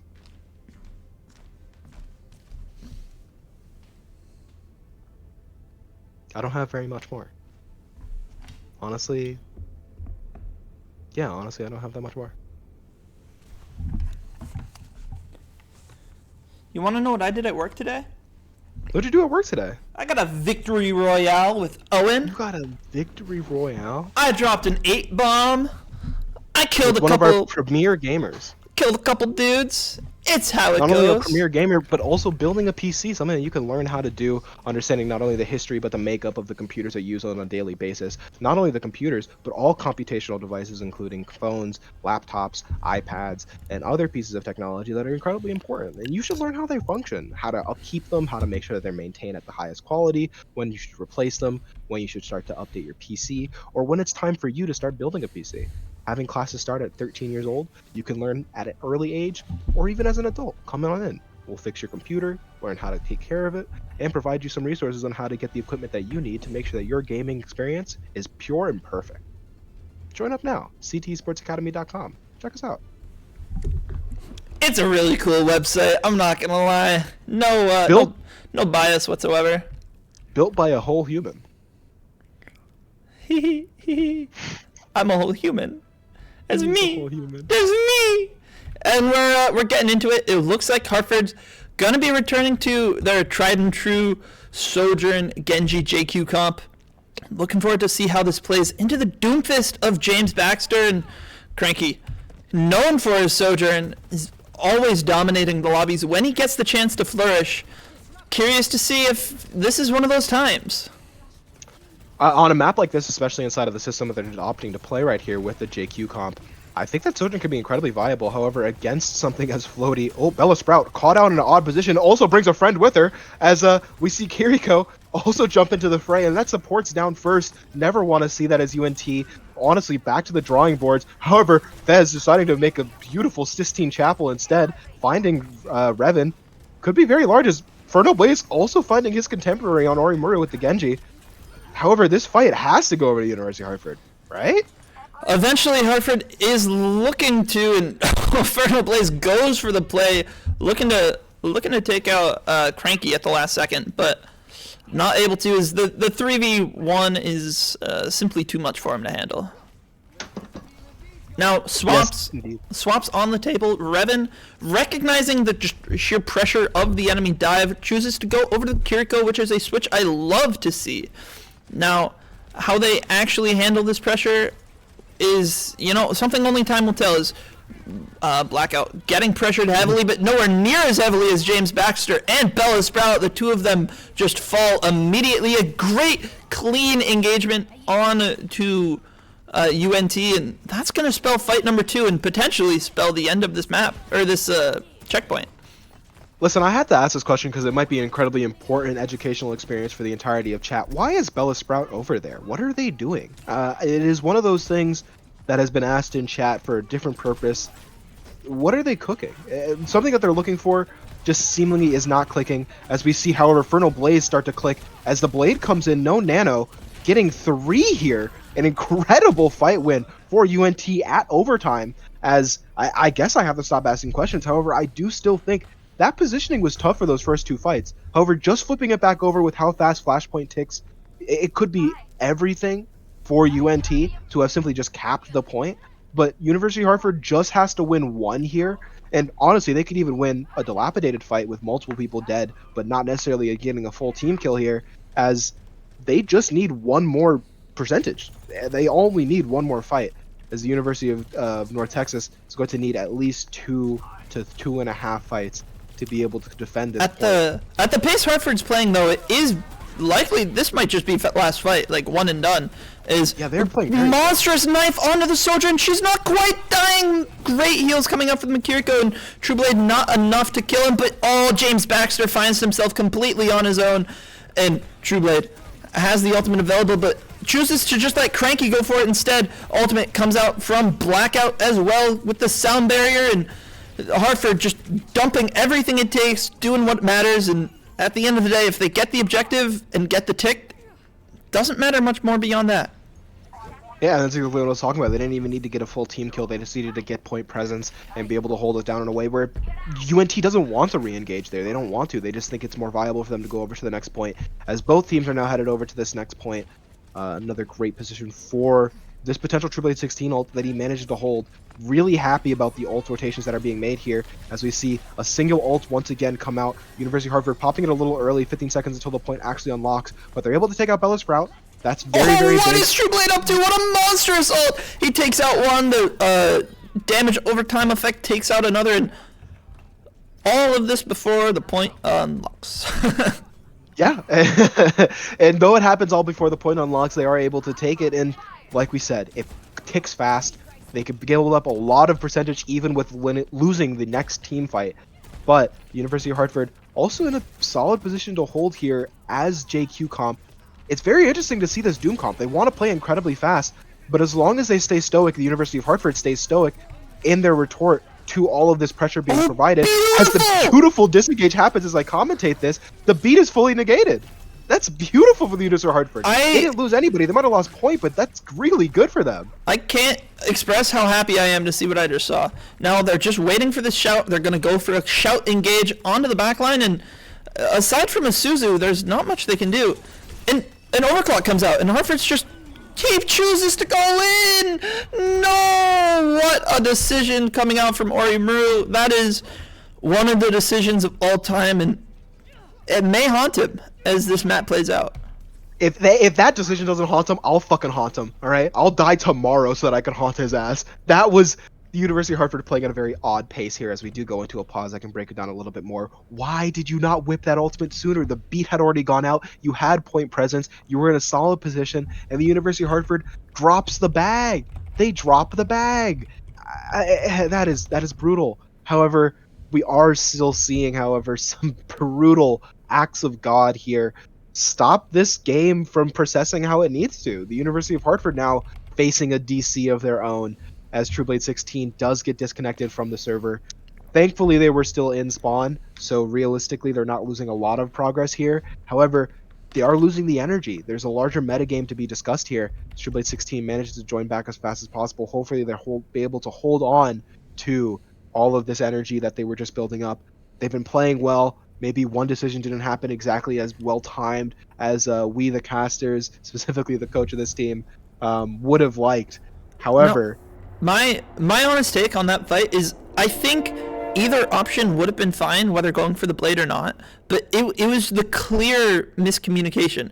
There was preparation for the Kitsune rush. There was clear communication for the sound barrier as well. But as soon as that overclock came in, that's where the indecisiveness kind of came in.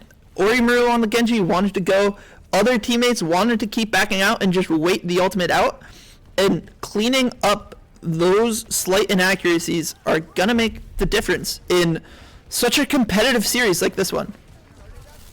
Yeah, and competition is really, really abounding here as we see an early fight coming in. Blade coming out from Inferno Blaze. The University of Hartford at 95%, or sorry, University of North Texas at 95%. Not able to touch from Trueblade 16 here. Just trying to get some picks if possible. Blackout backing out of the fight, as that is going to be second point going over to UNT and University of Hartford. Back to the drawing boards. And this is a great time for them to mentally reset. Trueblade 16 is back in the game.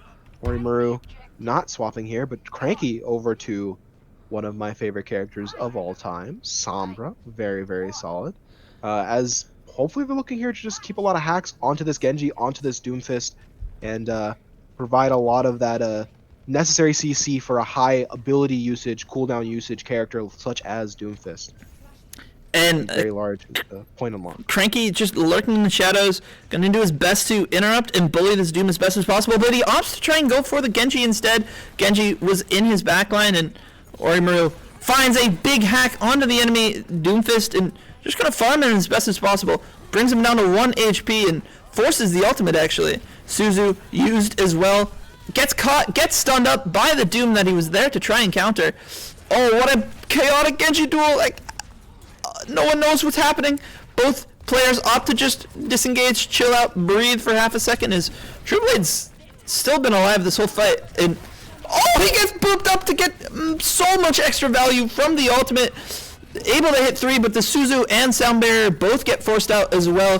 Orimaru, if he's able to live, would have had his Sound Barrier, but supports in the backline are falling and chaos is ensuing as nobody is really favored here. Is finally the University of North Texas takes control of the point and moves on.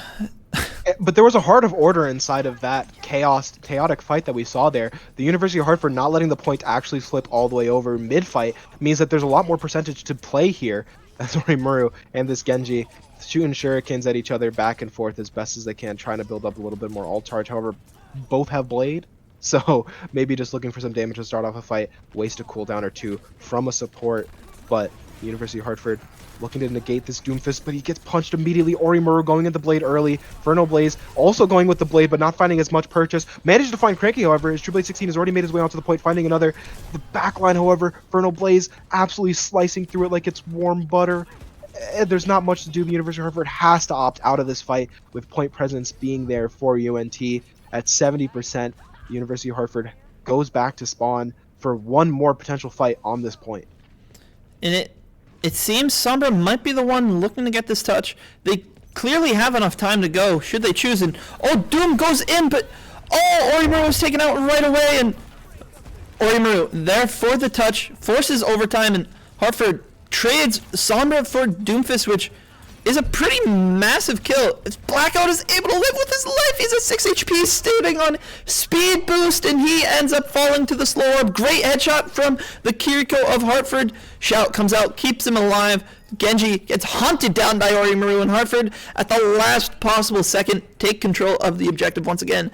And ultimates online. Doomfist ult, Kitsune Rush for the University of North Texas, a matching Kitsune Rush for UHeart, and a possibly fight-winning EMP. For those that don't know, there was a recent patch as of today, and Summer's EMP locks you out for 3 full seconds, and just like that, Doomfist cannot play the game. A single ult, and that's really all it needed. The Kitsune Rush was also used, and now Hartford is going to do their best to chase these kills and deny any chance of a re-engage, and that kill is ginormous. Doomfist still potentially going to be able to touch. He has the ultimate available along with just all of his movement. Certainly has the opportunity to touch should they decide they want to, and Genji is going to be back in just a few seconds. Trueblade close to the ultimate, going to need to build it if they want to try and win. James Baxter doing work, and without the Kiri, Hartford is all but gonna fall here. Don't do it. Please think. Orimaru, heavily considering pulling out the blade, chooses to hold on to it, and a incredibly close Saravasa as Hartford fall to UNT once again. Yeah, that's another point going over to UNT. Now they're at map decider here with this last point. The University of Hartford having a little bit of a better ultimate bank here. 3 ultimates online compared to the 2. And like we said earlier on King's Row, definitely would like to see them not do multiple ults at the same time. Whipping all those together would be very problematic. However, University of Hartford playing for the point presence that they know they need. It's going to be high ground here as they get up. Doomfist jumping in, using the block, and Fez already takes out another, taking out Cranky on his contemporary Fernal Blaze, following up with such a huge blade, and Orimaru also using the plate, and that's a lot of ultimates wiped out on the side of University of Hartford. The beat not going off or potentially being Ajaxed by the Fernal Blaze. Very, very brutal as True Blade 16 manages to take off Fernal Blaze, but they're going to go down right afterwards. It's going to be an equalization of the ult economy just off of that Ajax. And that's so painful. The blade gets negative value as it instantly falls over, and the Ajax for the Dragon Blade. If that sound barrier from Blackout goes off, it's just, the fight is now winnable. The team doesn't die to that Dragon Blade, but alas, Infernal Blaze is kind of him. Yeah, Fernal Blaze has been doing a fantastic job the entire time. Definitely check out the YouTube account, especially if that is the name there. Orimaru, however, falling down to Fez as well. Fez doing a great job on the Sojourn swap that happened earlier on this round. However, Fez going down to True Blade 16, being hunted down by that Australian woman, just running it deep into their backline. Now finding his way back to point. That Doomfist is incredibly low. Need to have to keep Cranky up here as Revan's trying to do his best job as possible. We have True Blade 16 whipping the ultimate here. JQ ult not finding any kills necessarily, but finding a lot of disposition for the UNT team, and at 99% that could be very large. Kiri looking for a kill here, instead goes back to healing, swaps and hits the ultimate, could be very large, keeping up his team. Incredibly solid heals here as the backline of University of Hartford doing a great job just to live, gets the high ground at low HP, is still there at low HP, but not being able to be killed by James Baxter. Orimaru is too deep! Takes point. Orimaru goes down. It's a 4v4 still. There's no reason that UNT can't come back in here. Yeah, Hartford might have gotten the cap, but they've hardly won this fight. Cranky has the ultimate. The sound barrier is also there to sustain them through the pressure. And Cranky going in, trying to get the kill on Fez, unable to take him out. Blackout may opt to save the sound barrier. Sound barrier comes out just in time as Orimaru finds the kill on Fernal Blaze. The ultimate is completely shut down. Cranky also uses this overclock, finds a great shot, takes him out. Just a Doomfist Kiriko remaining as Hartford gonna hopefully look to chase all of these final kills down if they possibly can. Doomfist here with the Kiriko gives him punch, and respawns are back. A Tracer swap from Fernal Blaze away from the Genji to the Tracer. And now a much more significant compositional We see Doom Tracer versus the JQ Genji, and they're going. They go for the Shout Blade. The punch comes out, and Oh, all the targets are just moving away. However, the Kiriko and the Lucio group up. Blackout's able to take out James Baxter's amount, and the Blade doesn't find the value it needs. However, if it led to that kill for even a second by forcing those supports out, that was everything. As the University of Hartford racks it up to 99%, the beat on the side, however, of UNT, not enough as Buzz Sprout gets killed really quickly. Blackout able to find a boot kill onto Fez as well, and a huge headshot from Revan. They might be able to take this point. Revan is going nuts on this Kiriko. He finds two so impactful headshots. Oh, okay, not even close. Didn't have this caster panicked whatsoever. This completely unbiased caster praying for a Giga map, because, you know, if Hartford lost that fight, it wouldn't have gone to round 5. Not at all, as we do head into a first round 5 for the University of Hartford, or not the first time that they've been here, but the first 5th, hopefully, that we see for the night. First and only as the University of Hartford heads towards this final point.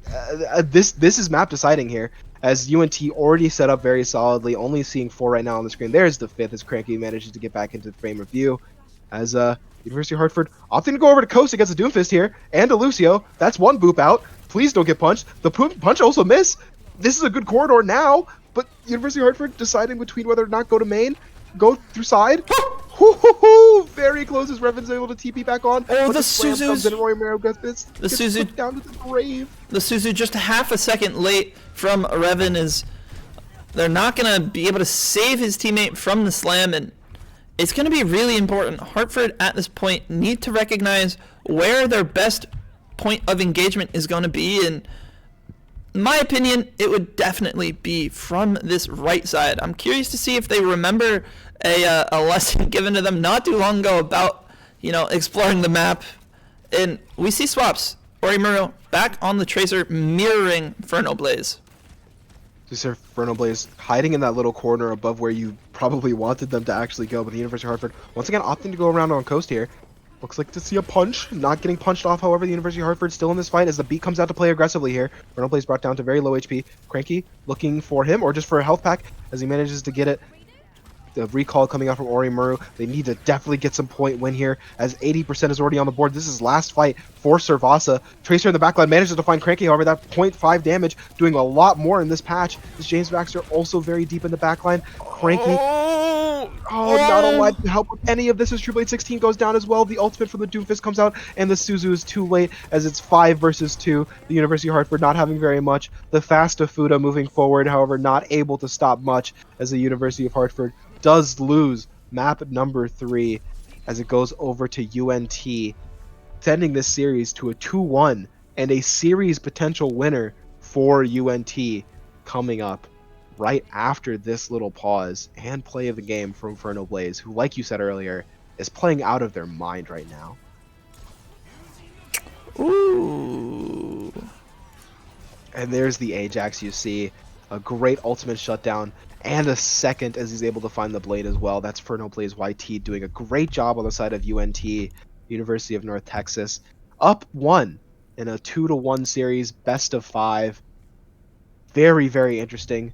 Very, very gripping for the entirety of University of Hartford and for UNT. If you're watching, shout out who you're rooting for in the chat. Let them know. Send them their energy. University of Hartford needs it here, as they are one map away from they're one map away from this series being over.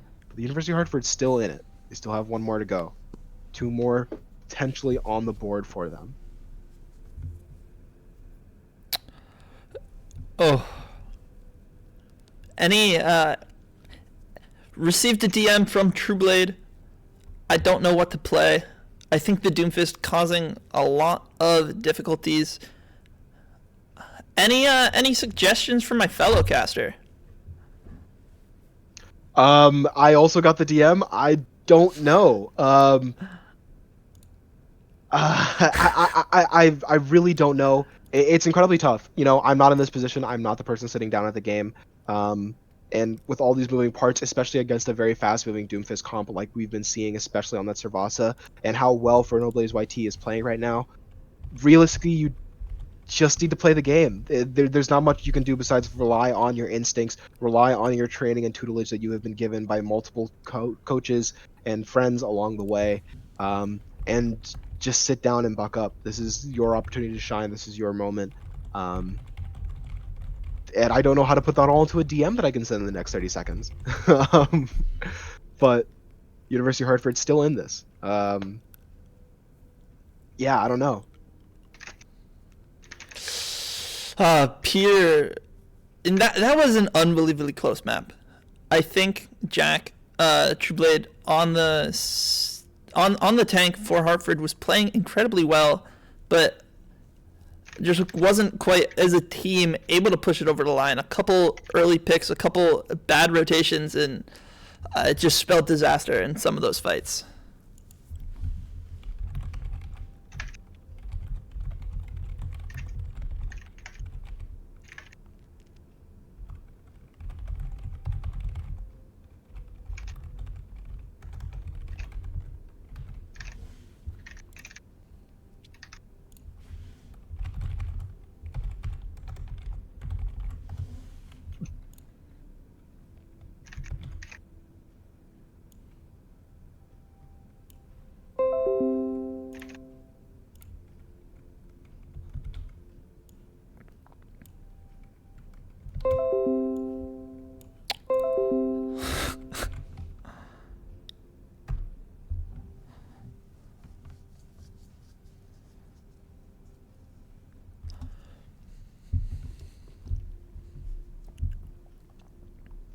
Hopefully the few words that I was able to provide are actually helpful here, as the University of Hartford definitely feeling it, and that's one of the things, is like, as a competitor, it is some of the ways on your mind. The scoreboard is available for everybody to know, and it's one of those things that you keep track of, especially in a fight like this, where it's to the death. This is grand finals. This is the last opportunity for them to play. In this NACE Star League fall season, they have to show up here or not show up at all, and they have been doing a fantastic job. Like you said earlier, Triple Eight 16 has been doing such a fantastic job. But he needs to internalize. He needs to recognize that he is the master of his own universe, and that at the end of the day, everything that you do here is a reflection of all the growth and progress that you have made. This is one of the furthest the University of Hartford team has made it, especially with this roster and how strong they are. It's great for them. They have done a great job up until this point, but that doesn't have to stop here. All of these questions that are coming through from not only Triple Eight 16, but everybody on the team need to be quieted by that voice inside of your head that few people have, and it's very hard to master, that says that you're good, you're valid. In this moment, it is just you and the keyboard in front of you, the monitor in front of you, the mouse in your right hand or left hand if you're a freak, and you just have to play. At the end of the day, the only way to succeed is to go forward. And for this University of Hartford squad, they know that maybe in the deep recesses of their mind, but they need to be reminded every once in a while, as a lot of people do. This is not uncommon to the natural progression of the human experience. You can't dwell on the past. The scoreboard doesn't matter. If you get to play another map, play that map. Doesn't matter if you're down 1, if you're down 2, if you're down 3. They're letting you play to the best of your ability. Respond to the stimuli. Respond to what's going on in front of you. React to the circumstances and come up with a better plan. And another thing that I definitely did say to True Blade 16 as well was solidify. Come up with one solution. Doesn't have to be complex. Doesn't have to be your enemy opponent is not outthinking you. They're outplaying you. What you have to do is find one way to stop that flow for them, because that's what they're doing to you right now. They're stopping your flow chart in your mind of what is perfect Overwatch. How do we win this fight? How do we get to the next fight? How do we keep on playing? How do we stay on this grand stage and go to map 5? If you want to do that, as the other team is very evidently putting forward a lot of pressure to do, all you have to do is come up with one solution, execute it, and then whatever is left over, solve that. Whatever is left over, solve that. And then the fight's over. Win or loss, back to that first thing. And that's what Overwatch is about. That's what these moments are about for everybody involved, regardless if this is a grand final, a first match, Overwatch, Valorant, whatever map, whatever game is being played. When you're there, you just have to play, and you just have to be cognizant enough to be able to grab the moments as they come to you. And one way to help with that is to singularize. Make it one thing. Make it one thing that you have to accomplish. And as we head into our fourth map here, it's going to be Esperanza. Solid push map, one of the favorites for the community here. University of Hartford finding a lot of success on Esperanza in the past. It's very swingy. It can go either way, but it's going to start off with a solid first step onto this map. First decisions being made. Doesn't mean that it's won or lost by the comps that we see. Doesn't mean that it's won or lost by the first fight. But this University of Hartford squad, they got to play through it. All the doubts, all the misgivings that they have, throw it away. It'll do you no good. Where they're going, they don't need roads. What they need confidence. They need to trust in each other, and they need to push forward and prevail. That's as much as I possibly can say on the cast. Hopefully that was conveyed in the message that I sent, that I imagine that Air Culver also sent to this loving University of Hartford squad. So we head into map 4 of Grand Finals. University of Hartford down 1 to University of North Texas. This is the best of 5. So this is series point for UNT. But the University of Hartford, not known to go quiet into that good night.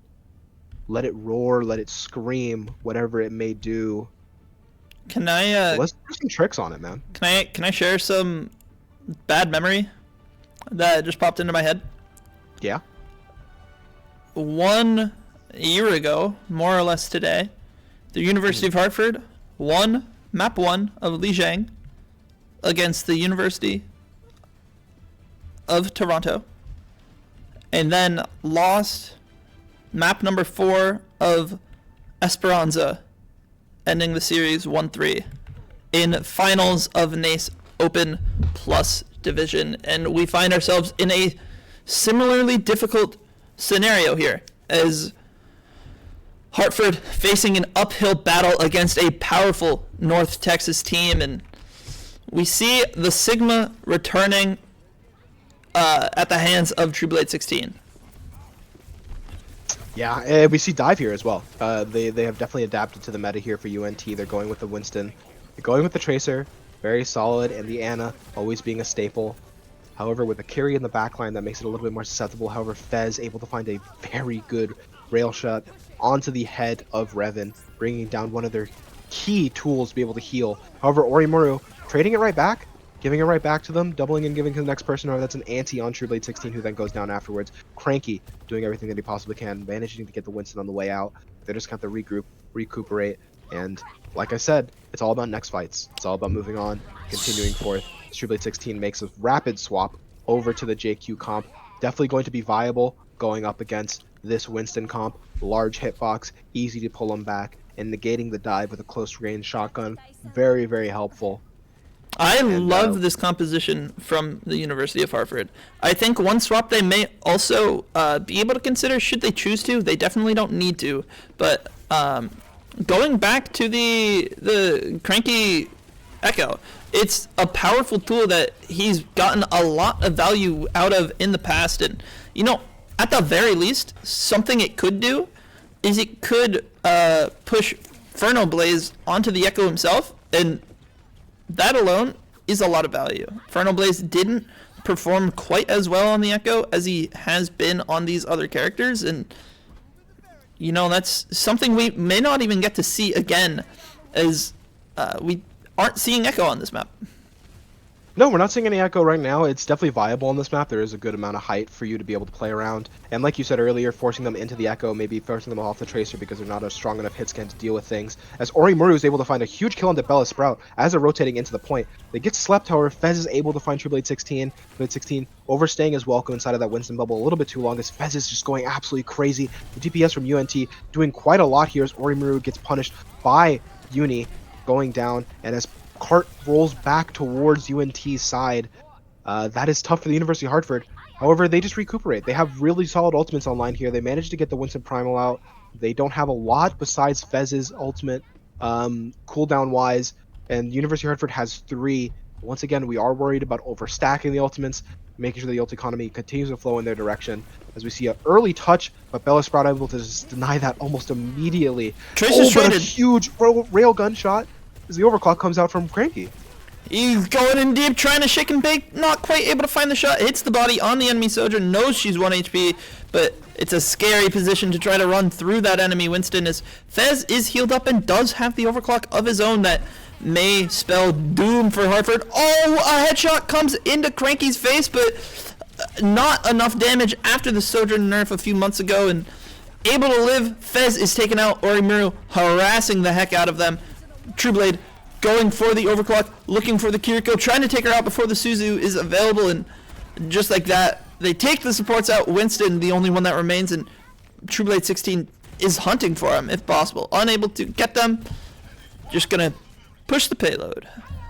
And forward spawn's not unlocked for the side of UNT. This is a great opportunity for the University of Hartford specifically to try and get these forward spawns. And the advantage here, with 6 minutes left on this this round here, University of Hartford's still looking alive. And they're holding in a very solid location. They can't even let the dive set up if they hold in this corridor. A huge axe comes out, manages to find the Winston. Stuck inside of this bubble could be very tough, especially when you have the amount of heals on the side of UNT. They're able to just heal their way out of all that damage being provided. And you see another railgun coming in. Fez rolling through the air, looking like an airplane, and point very, very close, only 1 meter behind. However, University of Hartford disengaging, especially with that Trueblade 16 kill. They are going to just back up and just get out of there as fast as they possibly can and regroup and prevent this cart from going any further forward on the side of UNT. And Ultimates... It would have been very solid to get Blackout to speed him back. Ultimates again. Oh, a great one clip by Ferno Blaze. I was going to say Ultimates are favoring Hartford here, but this could be dangerous. They're going to try and deny this. Orimaru goes for the stick, isn't able to land it as everybody is still full and healthy for UNT. Winston brought dangerously low, may not be able to get up, but the sound barrier is there to keep him alive. He might just be able to get the primal, not quite. He isn't finding any of the shots he needs, rather than getting pressured. Blackout on this Lucio, looking to find the kills, building up the ultimate if he can. The team trying not to C9. Fez looks for it as the Sojourn, and now Ferno Blaze still going crazy on this Tracer. This man is a menace, but Blackout just hunts down the Kiri, looking for a Tracer diff. Recall forced from both parties. Ferno Blaze, the last man standing, and Blackout, unafraid of death, looks it in the eyes and just dives Ferno Blaze with no fear. Absolutely, and yeah, once again, forward spawn still not unlocked, still within 1 meters. University of Hartford, very viable. And look at the ult economy to get it back. Look at the ult economy. Hartford came into that last fight, they used the pulse, they built another one, and I don't think almost anything was used for the other side. A great anti onto the Lucio, nearly hits the knife. He's gonna survive with his life, but this Primal Rage is being forced. Cranky has this overclock, looking to see if he has an opportunity for it, or if he's gonna have to hold on. Blackout, nearly gets Ajax. I had a mini heart attack. Cranky still has the ultimate online. Fez has his as well. Kitsune Rush coming out from Uni, and the Sojourns are being so patient as Trueblade 16 is going wild on this Junker Queen. Fez not gonna get the support from his teammates. Hartford takes the lead. Hartford gets the close spawn advantage, and Hartford is set up for a great position going into the second phase of this match. And they can feel your energy in chat. Thank you so much for all the shoutouts. Going and rooting for Hartford here. This is so large. We do see the Doom swap off of the Winston for UNT. Maybe a little bit better into the brawl that we hear from the University of Hartford. A pulse coming out, Orimaru not able to connect as easily. Trueblade 16 permanently at low HP, not able to be fully brought back up. However, Cranky able to find one and forcing two very key ultimates, or at the very least one, forcing that beat out of Bella Sprout, and still with advantage here. They should have time, as long as they stall card a little bit, to be able to re-engage. Blackout doing just that, providing more time for his team to spawn back with the faster spawns as well. They just need to make sure that they actually group up solidly, make sure that they get Blackout potentially before that spawn actually resets. But even so, Lucio's will be able to make it back as fast as possible, as he does not get the forward spawn. They just need to put up a little bit of a defense on that lower low ground to be able to deny the cart progress here. James Baxter very far away from where the cart actually is, and at low HP, Cranky's able to find him. A great Kitsune Rush allows the team to just sprint over these targets as long as they don't C9 that close spawn, and Hartford doing a great job to hold their advantage, avoid over-ulting, capitalize on James Baxter's positional mistake in that fight, and a low expense to win that fight. Yeah, just one ultimate, and they're doing a much better job at that. Blackout going to be on the beat very soon, but what's already online for them is they have the JQ rush just available for them. James Baxter once again incredibly low, looping that Tracer away, trying to keep them cajoled, trying to make sure that they're just not dealing with Cranky. However, Orimaru goes down. The ultimate here, and this is just time off the clock really. As long as they manage to continue holding cart, Triple H 16, bringing from 2 minutes down to 1 minute and 30 seconds. It's a 1 HP Kiriko. Might be able to find the pick. Oh, he gets punched but not out of able the X-Wing. But with forward spawns, they should be able to get everybody back here, potentially. Blackout getting the good spawn. True Blade 16 getting the good spawn. Not quite. Oh, brutal. And this is much worse of a position to be in. Not having a tank to be able to defend that low ground. It's going to be very, very brutal. However, with Shout, they should be able to get back rather quickly. But they have to make sure they manage which abilities they want to use prior to fights actually starting. Somebody's contesting cart. University of Hartford. They have Orimaru on the cart, looking to get the pulse, not able to find it, but distracting enough for Revan to be able to find the headshot. The beat coming out right before the Doomfist slam. James Baxter not able to find much, and this cart still has not made much progress on the side of UNT. Once again, a very brutal, chaotic fight here. We look on board for Orimaru. Oh, however, Fern able to find an incredibly strong kill. The team comes back to keep Blackout alive! Trueblade finds the shot on to Ferno Blaze, and that is monumental. Blackout just amping these heals as much as possible, keeping his Trueblade up at full health. This Doomfist not able to do anything through the heals. He does find one. This Fez on the Sojourn pulls the overclock, but it's just so much going on his screen, he can't find the kills. This Blackout Lucio gameplay is a spectacle to watch. Orimaru has another pulse bomb, opting to hold it, looking for just a clean stick when possible. This Genji isn't going to be able to do anything as Cranky is here on this Sojourn, and the team is able to get the hold. Doomfist potentially touching here in a 1v4 scenario. They took their hands off the controller just for a second, and Hartford takes a deep breath. That shouldn't be a deep breath. That should be screaming right now. As University of Hartford playing incredibly well, doing exactly what we were talking about earlier. Relax. Just one thing at a time. Whatever they throw at you, whatever new look they throw at you, just respond in kind. Do the one thing that you need right now, and then get to the next thing. And right now, that was ultimate balancing. It was one of the issues that we've seen University of Hartford have over and over again, was the amount of ults that they were using in each fight. University of Hartford playing really, really solidly there, as they managed to play the meta, play the ultimate economy so much better than we previously seen for the last couple of maps. And it paid off in dividends, as we finally get to go to everything that I've called since the beginning of this, the map 5 gigabanger. No matter how it looked early on, the University of Hartford was always fated, destined to get back to control and put it all up. This is it. This is all chips on the scale. Oh, what? It's Escort. Huh? Map 5 is Escort. Last week they played Circuit Royale. Bro, that's so cringe. Bro, that's so cringe. There are 5 map modes. All of them get played in these best of 5 series. Looking forward to see what map gets selected. As Hartford's they're looking good, and if they keep playing good, they're gonna get good results. If they slip up, well, UNT is gonna be there to capitalize, and it's so much pressure, largely on Ferno Blaze. Is you see his little icon there in game. He's got the little odd duck as the rest of his teams, rocking the I don't know, pink ghost thing. Not where my mind went, but I won't say that on stream. I will move on, as we are waiting to see what map is requested. I can hear the deep breaths from UNT as they're making sure this doesn't slip out of their fingertips. Oh, and you gotta catch it. And it's incredible. It's quite incredible. This is such a fun game to cast. It's such a fun game to watch, and Overwatch is just a fun game to play. sometimes. And I hope all of you at home are having a great time as well. As I, I'm out. I'm lost. I'm losing it. I'm lost in the sauce. This game is consuming my soul.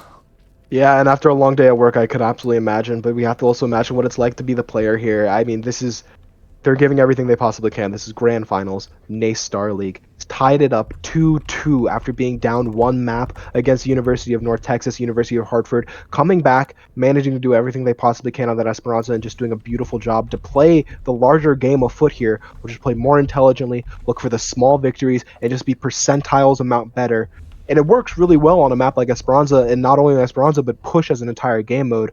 However, we're going into Escort. This is going to be a little bit more difficult for them to actually deal with. It's going to be a little bit more challenging for them to actually put up a solid rejoinder against, in the fact that Escort is a lot more linear. It's not balanced. It's not perfectly mirrored. It is one of those map types that can very easily snowball out of control. So for this University of Hartford team, they're going to have to respond rather quickly to whatever map gets chosen, come up with a solid strategy, and then once they get into the map, they're going to have to continue doing that. They're going to have to adapt every single second to all the new looks that they're being given, the ults being used, the comps being chosen by the enemy team, and how their comp works into it. That's a lot to go on.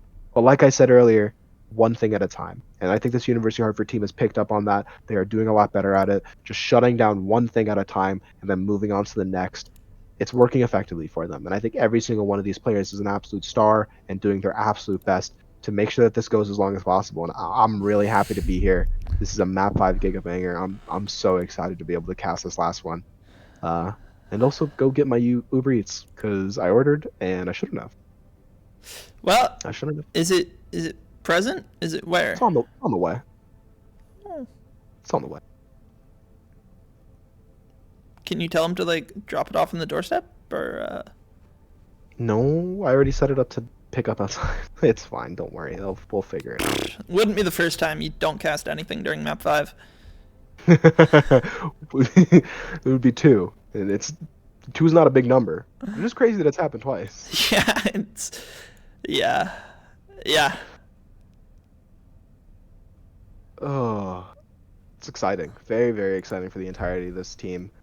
Like I said earlier, and like we recapped a little bit earlier, University of Hartford not facing a lot of adversity before last week. First time ever losing 2 maps in a series. First time ever going to map 5. Still, technically undefeated up until this point. Going up against another team that is also technically undefeated. This is incredible for NACE Star League. And their comp really works into it. The 2 bells of the balls. But like I said earlier, clattering against each other, and I think this University of Hartford team has picked up on that. And you can see it just based off how chaotic these fights are, how heavy these engages are. The fact that we started off with a lot of typing in chat, and we've moved away from that. We don't have time to be typing anymore, as both teams respecting their opponents and beyond respect, putting an immeasurable amount of effort forward to focusing and making sure that they play as best as humanly possible to represent their school here on the big stage. As I say that, a couple of types do coming in chat, a little bit of memeing back and forth. Glad to see that they're still able to be jovial about it, as both teams, I imagine, racking their brains, expecting retorts about which map they actually want to go, as we do see Dorado selected by Dusty, hopefully in concert with the decision made by UNT. Escort, Dorado. It's going to be very, very interesting, going to be very dive-centric. Be very good for a character like a Doomfist. Dive has been one of those things the University of Hartford just has not shown tonight. Let's see if they're able to do it on a map like this that is so heavily dive centric. It's gonna be spooky. It's gonna be scary. But I think the University of Hartford has a very good chance here, very good opportunity, especially going up against the Doomfist. If they run proper dive into it, I think that there's nothing that can stop them.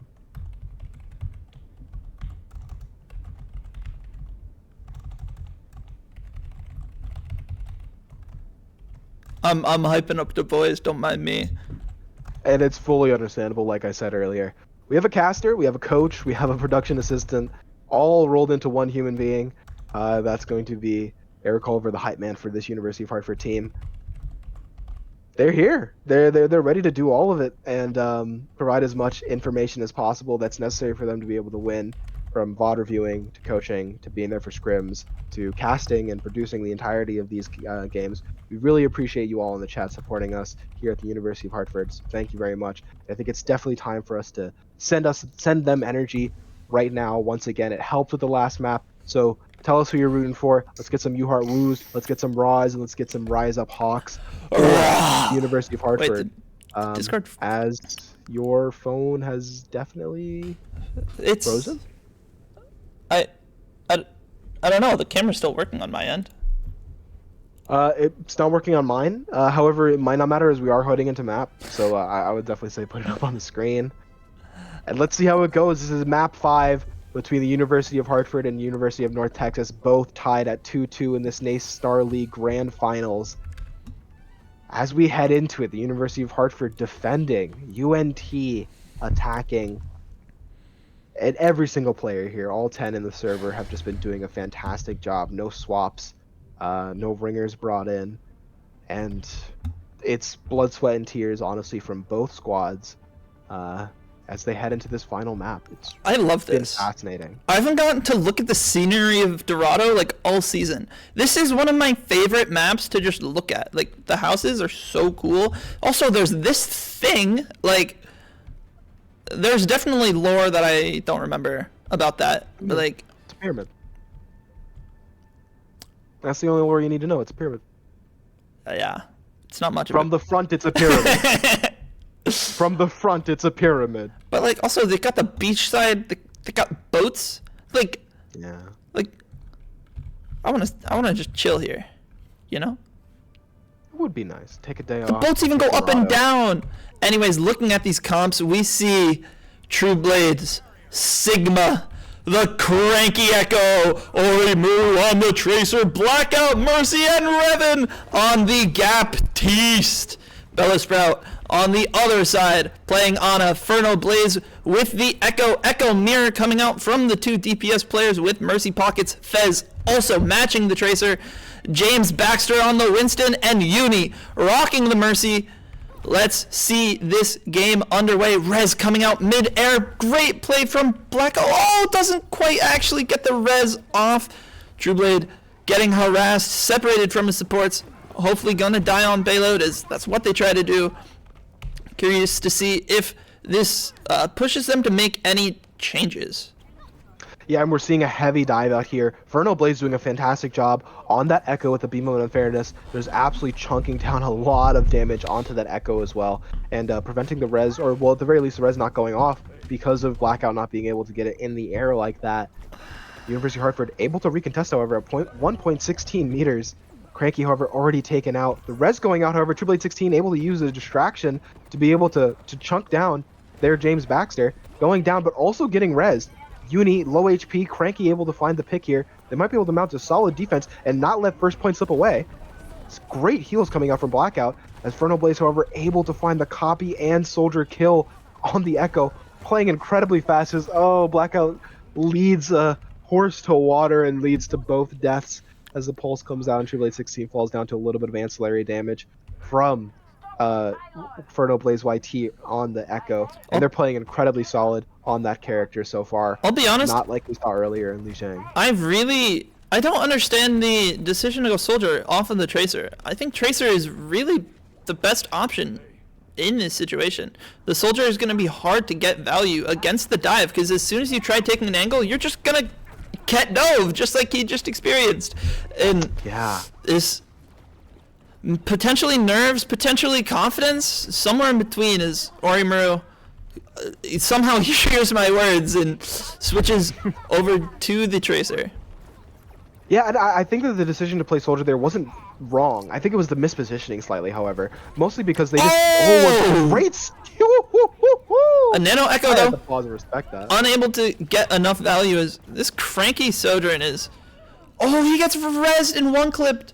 The res comes out. Tracer brought dangerously low, but True Blade there to take him out at the last second. Cranky doing monstrous value for his team here as he has the ultimate available. Orimaru marking the SCART right now, and Cranky almost back. almost back. As they're able to mount the defense here. The Cardinals underneath their bridge. They can hold up this high ground very solidly. True Blade 16 providing a lot of that stopgap potential just as a measure to be stopped. Or a measure to stop the forward advances as a great rotation here occurs. Whipping out the ultimate, very large onto this Ana, should die to bleed no matter what, but just finishing off a little bit quicker. James Baxter, however, able to take down Revan before they're able to Suzu. Oh, this is such a low HP True Blade 16, but he managed to get to the Mega and take out James Baxter. That could be everything. You're good. You're all valid. You could just walk away, living a very fruitfully lived life. As Fez is able to take down True Blade 16, potentially coming from the off angle. A copy here from Cranky onto a support that is definitely needed here. Getting beamed down, however, trying to find the contemporary that he was just on, but the Mercy slips away from his fingers. And this is what it's like to have a DPS player try and play Mercy.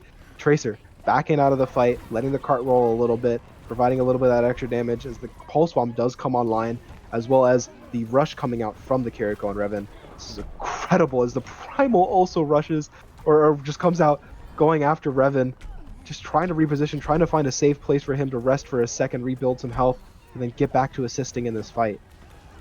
Hartford was able to survive this Winston Primal, which is a huge success, but are they going to be able to get these kills? He's not able to. He finally finds the pick. The Tracer, though, on the UNT side is a constant menace. Ferno Blaze brought really low Tracer, half health, both parties. We have the Mercy Valkyrie coming out from Blackout as Orimaru finds the better of his other half, and Hartford continue to hold on here with 2 minutes remaining for UNT to start mounting a successful fight. Yeah, Card has still been in the same position. Like you said, we're down to 2 minutes. That could be very, very good for the University of Hartford. They're shaving time off continually, and they just need to keep on doing that, regardless whether or not they keep it at the second point.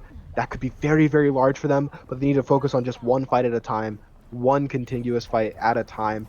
However, the ult economy actually rather equal right now. True Blade 16 close on ult, Cranky much closer, Bella Sprout close to this Nano, as is Fez to this Pulse. It could be very, very large if they're not tracked, or at the very least scouted ahead of time. As Bella Sprout on James Baxter, very low. True Blade 16 trying to follow him down. Fez is able to use that Pulse Bomb to kill Cranky. Res still available, however, not looking to be gone for, as that Res is in a very perilous position for them to try and get. Blackout opts to not go for it. Incredibly low Orimaru, getting healed up. The Nano on to Fern, doing a lot of damage, taking a lot of damage as well, copying over onto the JQ, getting blown up, a lot of damage going his way. Orimaru finding the headshot into Bella Sprout might be really good. The Cranky Doomfist! Look at him go! Look at him cook! This man is a menace on this hero! Oh my! We finally get to see the Doomfist main showing off his stuff here in this grand finals best of 5 map 5 gigabanger between University of Hartford and University of North Texas. Man, that was fun to see. Orimaru does fall. Blackout incredibly close to this ultimate. Is he gonna be able to get it off in time? Revan pops it. He just whips it immediately. One does fall. They get punched into the Pulse Bomb. Valkyrie goes for the res. Blackout unable to actually get it off. Orimaru now just gonna die on the payload. Res comes out from Uni successfully. Ferno Blaze is back up, and Hartford, after a great 3-minute hold on the second point, sets up for third. Yeah, we're down to a minute 20 seconds starting on a fresh point. University of Hartford opting to take high ground, very necessary for True Blade 16. Like I said earlier, to be the pressure, to prevent the dive from going off seamlessly, especially when you have other team members set up on this high ground. It's going to be very influential to play around this center spire and just control this central location so that the Doomfist, when they jump in, they have to face. They get the axe in their face. Jagged Blade, however, they use the ultimate to be able to disengage. They're going to re-engage. No, they decided to take high ground. Very, very good for them. University of Hartford looking to try and get some damage in here, however, not focusing on a single target. Ferno Blaze is able to take down Cranky during the chaos. However, Alucio, cordoned off, not able to be found by True Blade 16. Now University of Hartford needs to go into a little bit of a stall mode here, unless they're able to find influential picks like that. True Blade 16 able to take down Bella Sprout at the very least, and also being able to contest Cart.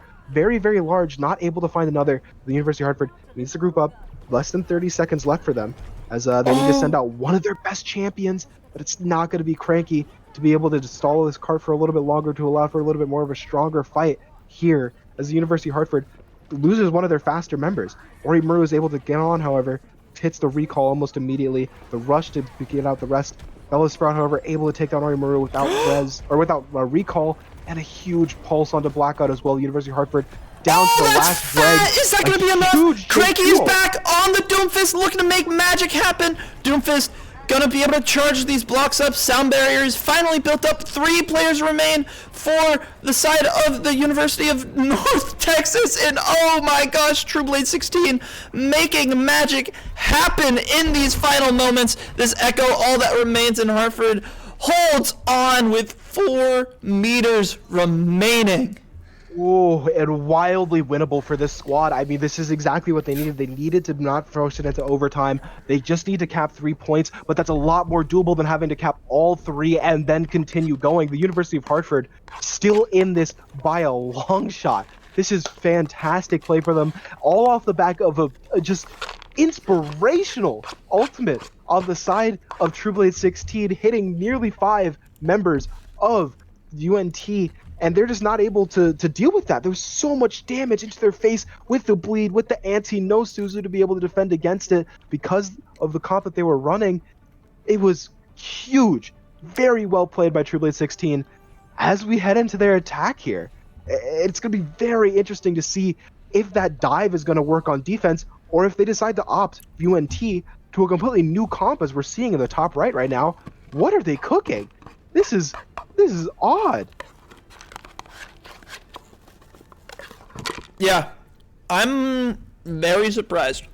I think, if I had to guess, this is one of 2 things. Either option number 1, this is something the team has practiced before, this is something they're comfortable with, and they're looking to just take as many fights as possible. Oh my god, is this a predicted mirror match? How? Potentially. This is going to be a crazy King's Row fight on Dorado. Is Orimuru on the main going to be forcing this payload right off rip, as they don't know where the rest of the team is, but they might be hearing them in just a couple seconds. Orimuru just vibing, doing his thing, as Hartford's here, and Hartford's in your backline. The Bastion turret gets blocked, but Orimuru does end up falling. Sigma not able to do too much in the matchup against Bastion, but Blackout finds Fez. Blackout brought really low. This Ashe may be a problem if not handled appropriately. Sigma has complete control of this high ground, looking to run over the supports here, ignoring the ROM as best as possible. Hits the rock, brings him to 1 HP, pushes him down to the low ground. Hartford looking to take control right here, and Hartford continues on.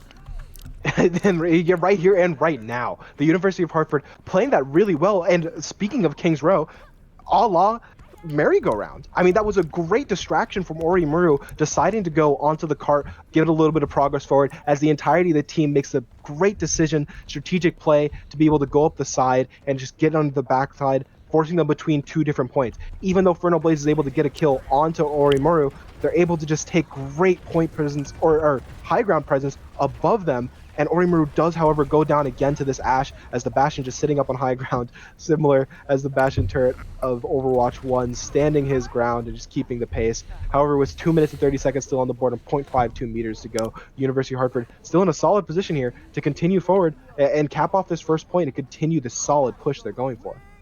The number 1 issue I'm seeing for the side of Hartford is they're committing too many of their resources before the early shots coming out from Fernal Blaze, as he drops the Bob as well, trying to look for a couple extra kills, but probably not going to be able to make anything else happen. Lucio alone is going to be enough for now, but as I was saying, Hartford is committing just a little too many resources before the Ramattra big form is forced out. When Ramattra has that ability in his back pocket, it's just a constant not die button. The window comes out, Cranky so low, Revan doing everything he can, but this is such an awkward position as he's got Fernando right behind him, not even shooting him, has no idea. Sound barrier comes out, True Blade in the face of the Bastion, hits the rock, finds the double shot, takes him out. Baptiste, Lucio, Ramatra all around him. Ramatra ultimate comes out. Cranky way too far from the action to be able to use this ultimate as Hartford's gonna fall yet again. Blackout does find a consolation prize, but Cranky setting up for this next fight. Yeah, this is insane. I mean, that was a very chaotic fight. It brings us down to 1 minute. The ults are a little bit more on the side of University of Hartford, having both DPS ultimates around. However, James Baxter already using that Annihilation, which is definitely like a fight winner. But with 1 minute on the board here, you definitely wish that you still had it. But it cleaned up last fight. They're going to have to do something here as Fernando, once again, holding this high ground, just denying the ability for anybody to actually go and deal with him unless they do full rotations like this. They scout out where he is. They know that he's on the side there, but they might just opt to leave him once again and just push on forward as University of Hartford makes their way down to cart. They have the blizzard here. Could be very, very large. Look for a wall off potentially. As they wall off the left side or right side, and they slow it left side. Oh, he dies with his... He dies with Icicle. The Sigma brought low. Trueblade 16 finally tanks out the tank. The DPS for University of North Texas are putting in incredible value. Blackout boops the bomb into Trueblade 16, and Hartford not going to be able to cap Orimaru, just there for a constellation touch. Ferno Blade takes him out, and Hartford, devastated by UNT, fall in map 5 in the grand finals. This UNT is going to be your victors for NACE Open Division, Open Plus. Yeah, impressive. Very impressive from both teams. UNT just pulling it out on top there, managing to do a fantastic job of defending. That Ashe was really, really good, as we saw from the University of North Texas. And in its entirety, the University of Hartford playing their absolute best, but just not able to overcome that map. One that's rarely played. This is the second time that they've even actually been on Escort before. And for both teams, a rare sight to see them go map 5. However, when they got there, UNT just a little bit more prepared than University of Hartford. But a fantastic series all around. One to definitely be very proud of, as University of Hartford played their absolute hearts out. Did a great job in Esperanza to bring it back. Made great effort on Li Zhang, taking advantage of every single thing that they were given. And sadly, at the end, not able to overcome, but doing their best. And that's truly what matters here as the University of Hartford. Making it very far, doing a lot better, doing better than their last year's performance of going 1-3. This time going 2-3. Very, very solid. And you love to see that the squad is getting better. And you could see it in their play, how they actually interact with each other, how they communicate their ideas. And it's getting better for the entirety of this team. But they're not able to take it this year, as NACE Star League does end without a UHeart dub. But 7-0 season, fantastic playoff matches up until this point, and fighting with enough grit to make it to map 5 of grand finals. This is a lot of what you want to see. 99% of the way there. Not able to wear the crown at the end of the day, but the University of Hartford, still fantastic team. But a great shout out to UNT, who won it at the end, and is your NACE Star League Open Plus division victors for this year, this fall season. Admirable plays from everyone. Both teams played out of their minds, as simple as that. We saw so many great moments from everyone, whether it was the Trueblade rampage at the final moments of their defense, giving them just that boost of momentum to hold on Dorado in the final hour, or, Cranky going head-to-head with a top 500 Echo player throughout the duration of this game. That's unbelievably impressive. Or everyone else. Orimaru, constantly. Orimaru, I think, was part of the sole reason that they were able to win Saravasa. Because of Orimaru's ability to stall and contest the objective, he denied them in 2, potentially 3 different fights, getting that close spawns. And something like close spawns is a just map-changing advantage, which Orimaru was able to hold them back from. And, oh my god, talk about just fight-winning plays. Revan on the Kiriko countless times. Just hit random headshots on people I couldn't even see. He saw them across the map, hit the headshot, helped his team finish off those kills. And Leroy, we've talked about this. Leroy was simply the man that he didn't want to be that third monkey getting on the Ark. He needed to get on that boat, and unfortunately, he did everything he possibly could, but today was not that day. Noah said no, and UNT sail off with the championship. Yeah. I'm definitely at my wit's end. This caster is racking their brain, but looks like we do have a little bit of a guest star here. Oh. Reveal thyself, if possible. Oh, you want me to reveal myself? What's going on, my gamer? And let's get into any questions. If you have them, spread them in chat. Let us know any questions that you have. Today, I think we're going to just talk to Derek or anybody that else wants to hop on. Anyone want to have an interview? We're down to have it with you if you would like. Manager Derek. Yeah. You are on a phone call. Yeah, I am. Wild. Oh, never mind. She hung up. Dang. Anywho, all right. So I much guess fun. I'll be here unless anyone wants to hop in. Either all good if either it's you like, or you or Leroy. Either way, It says me or Leroy. we're cool with wanna sit you. with me, Leroy? Hop down, He's pull up a coming chair. Beautiful. Coming into. Okay. All right. Questions in But yeah. chat, by the way. Questions in chat for Leroy and Derek. Post them if you got them. But thank you so much for showing up for the interview. It was a brutal loss today. You guys put in an incredible amount of effort. If you could let your co-interviewee know as well. This is an amazing effort. I'm hoping that they're turning up audio. And just nod when you can hear me. Give me a nod of the head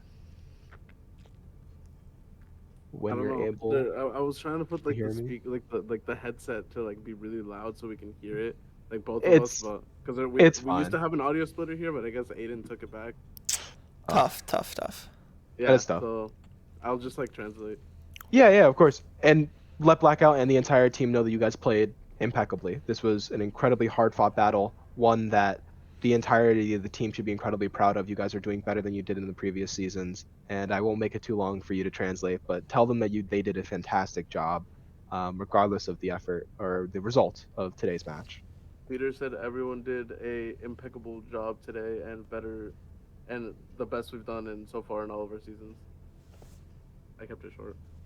Yeah, and they made it look really good. I think this was a banger match to cast. I can definitely speak for myself on that, and I think I can speak for Adam as well when I say that we enjoyed seeing the amount of effort that you guys went in. We were a little downtrodden after Esperanza or before Esperanza, but the effort there was impeccable, and I think that's where I would personally like to start. If you can ask Leroy, what did it feel like going into Esperanza? You guys were down one map at series match for one game. What was the thought process going on there? Say that question one more time. Sorry. What was the thought process going into Esperanza? Also, we'll keep the interview short. I know that. What was the thought process in Esperanza? I say going into Esperanza. I say mostly it was. I say mostly going to Esperanza. It was quiet, but it was time to think. It was time to, actually sit down and kind of keep our heads cool, and actually analyze and realize that there is still a winnable effort that can be done and should be executed. We kind of I trust in the comps that we've already run. We've already ran, and we just played to simply, we just played to simplify. Essentially, we played to, have much more simpler engages, much more simpler, kind of like just, kitings or just basically just fight plans in general, right? We just want to simplify as much as possible in order to just execute, right? Most of it was just simply like honing down to target focus. We've soon to learn that our losses every single fight probably we've lost throughout this whole series was due to lack of that target focus. So it was just simply that sitting down and just realizing that we've got a comp that we have in our back pocket and we can execute it at a high value if we just simply target focus. Right? Yeah. We've done extensive training for that. Yeah, and you guys turned up on Esperanza. It was a great effort there. A solid map to keep you guys in the running there. Adam, do you have a question? And I do want to keep this interview relatively short. Yeah, So. Esperanza was really clear from our perspective as our perspective. Sorry, as casters was. It looked on Esperanza that the communication was just there. I brought it up earlier. Orimuru, there were countless times where he just had to be the man contesting the payload. He denied the other team from getting those close spawns 2, maybe 3 times, which that alone, he could sit there and not find a single tick of damage, but that alone, being communicated and being executed properly, was one of the biggest reasons for you guys to win that. And then also Esperanza, you specifically, you just went sicko mode on Lucio. You were everywhere in the kill feed, everywhere at once, peeling for your Kiriko, dealing with the great Sojourn, shutting down Tracer, helping with the Doomfist. It was immaculate to watch. Oh yes, it quite was an interesting way we did. So I guess talking personally from my behalf as the Lucio player, right? I just seem to kind of everything. There's so much information running in my head at once, and so I just said, you know what, your Lucio, keep up. What's really the reason for you to lack? I can peel from my background. I can execute these engages. I can simply be a pain in the ass. Excuse me for my language. A pain in the ass for the other DPS. I feel like as a Lucio player, I have the ability to do all I can within my reach to have value, no matter what the case is, and as much value as possible, right? So that was what was running through my veins, through my head, through my brain as we were running Esperanza. Yeah. And quick shout out from chat, both Bella Sprout and I believe that's Uni, the support line, both came in saying the stall on Esperanza was insane, which, I mean, they saw what we saw firsthand. I definitely felt it as well. And question coming in from chat, Unorthodox Kane said, I'm a big fan of the UHAR supports. I'm not familiar so much, but I wanted to ask Blackout who their favorite support to play is. My favorite support to play is Mercy, because what? I said Mercy, yo, you should slap me for that. My favorite support to play is Lucy. My favorite support to play is Lucio. Lucio's always been a favorite since day one. Playing as a little bronze, little goldish, little fellow. Hold on. Peter, how do you feel about Montreal, Canada? Fuck Montreal. You're not wearing heads. Why did I answer? Shut the fuck, bro. Adam has to leave work. They're going to lock the doors in 30 minutes. Yeah, I was wondering when the YMCA closed. Yeah, Lucy's my favorite hero. I played him ever since so many hours, so many times. So much fun. His movement and just his ability to exercise and get value automatically just impeccable. So I just love Lucio so much. I play Lucio. I feel like if I was a hero, I would be Lucio. Even though I'm big as shit, really, I can't really move. It's I still would play Lucio, to keep the buck. It's hard to skate. My legs probably fall off, but I would still play Lucio because so it's yeah. That's so raw. Actually, can we ask Derek the same question? If you could be any of the characters in Overwatch, doesn't have to be a support, who would you be? They're asking you, you said support, right? No, it doesn't have to be support. Any character in Overwatch. If you would be any hero or any character in Overwatch, what would you be? Ooh, let's see. Who? I don't know. I feel like I'd be a little bit of a Torb. I don't know. Torb? What the fuck is wrong with you? That is a choice that you could make, and it's the wrong one, but it's a choice. It's so wrong. I want to roast the shit out of him. He's not even wearing It's headset. the wrong choice. What was It's the right wrong. choice? Not that. Anything else. But Torb. Bro, you're 5'1". You Combo because she's Hispanic? No, just anyone that's not 5'1", bro. 5'1". Yeah. All the time. No, being short phobic. Okay, seriously, Adam has to leave work. I I'm don't gonna have to throw it over leave. to I my got plenty of co-caster here. time. I mean, You shit, do I'm short as not. hell. I got an email, dude. Oh. I'm gonna hand it over to Adam for my final question. For the final question, I want to say personally, thank you to everybody that's watching in chat. Thank you to everybody that supported us throughout our season. It has been an absolute journey. It's been beautiful. It's been very amazing. I think that we're all gonna stand here actually, as I'm deciding to also stand as we get into our final question, one that's really gonna hit hard, as we end off this NACE season. So stand up, give your 07s. In chat as well, if you're still here, give me an 07 U Heart. What the fuck? Thank you to everybody that came through, including the squad from UNT. And here it is, Eric Culver with the final question of the night. Mr. Blackout, Manager Jarek, And now Eric. What is Culver with next? our national anthem. what is next for the team from the University of Hartford Overwatch 2? He's asking what's next for them. I'm asking you as well, Leroy. I mean, yeah, too, yeah. The part where I retire. The part where I retire. No. So what's next? What's next? What's next is I retire. All right. So what's next is that we'll take a little break, a little bit of that. You know, we put a lot. Take a little put lot breather. in, take a little breather. You know, kind of reset, and I mean, work even twice as hard to reach where we want to be and reach that win. So we coming for you. We coming for yo. What's the name of the team we lost? UNT, University of North UNT? Texas. Yo, come with it again, cause next year, next semester, yo, we coming for you, bro. So just be ready, y'all. Let's be ready. Yo, what? Whoa. Where's Peter? I don't know, Peter. Oh, he might be getting his Uber Eats, actually. That'd be funny. What a cat. Are you guys still alive? Yeah, I'm still live. So, well, what? Don't worry about it. What's next for the next hour? You guys got Hawk's Nest on the plate?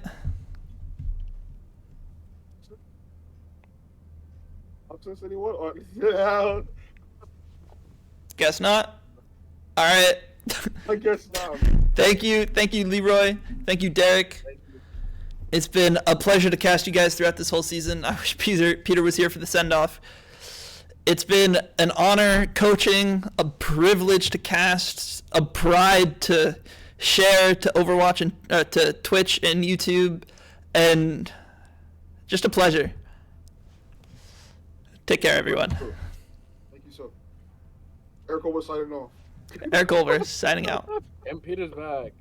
And Peter's back, just in time. Peter signing off. He's like, huh? You're tall, like, bro. How does he feel about Canada?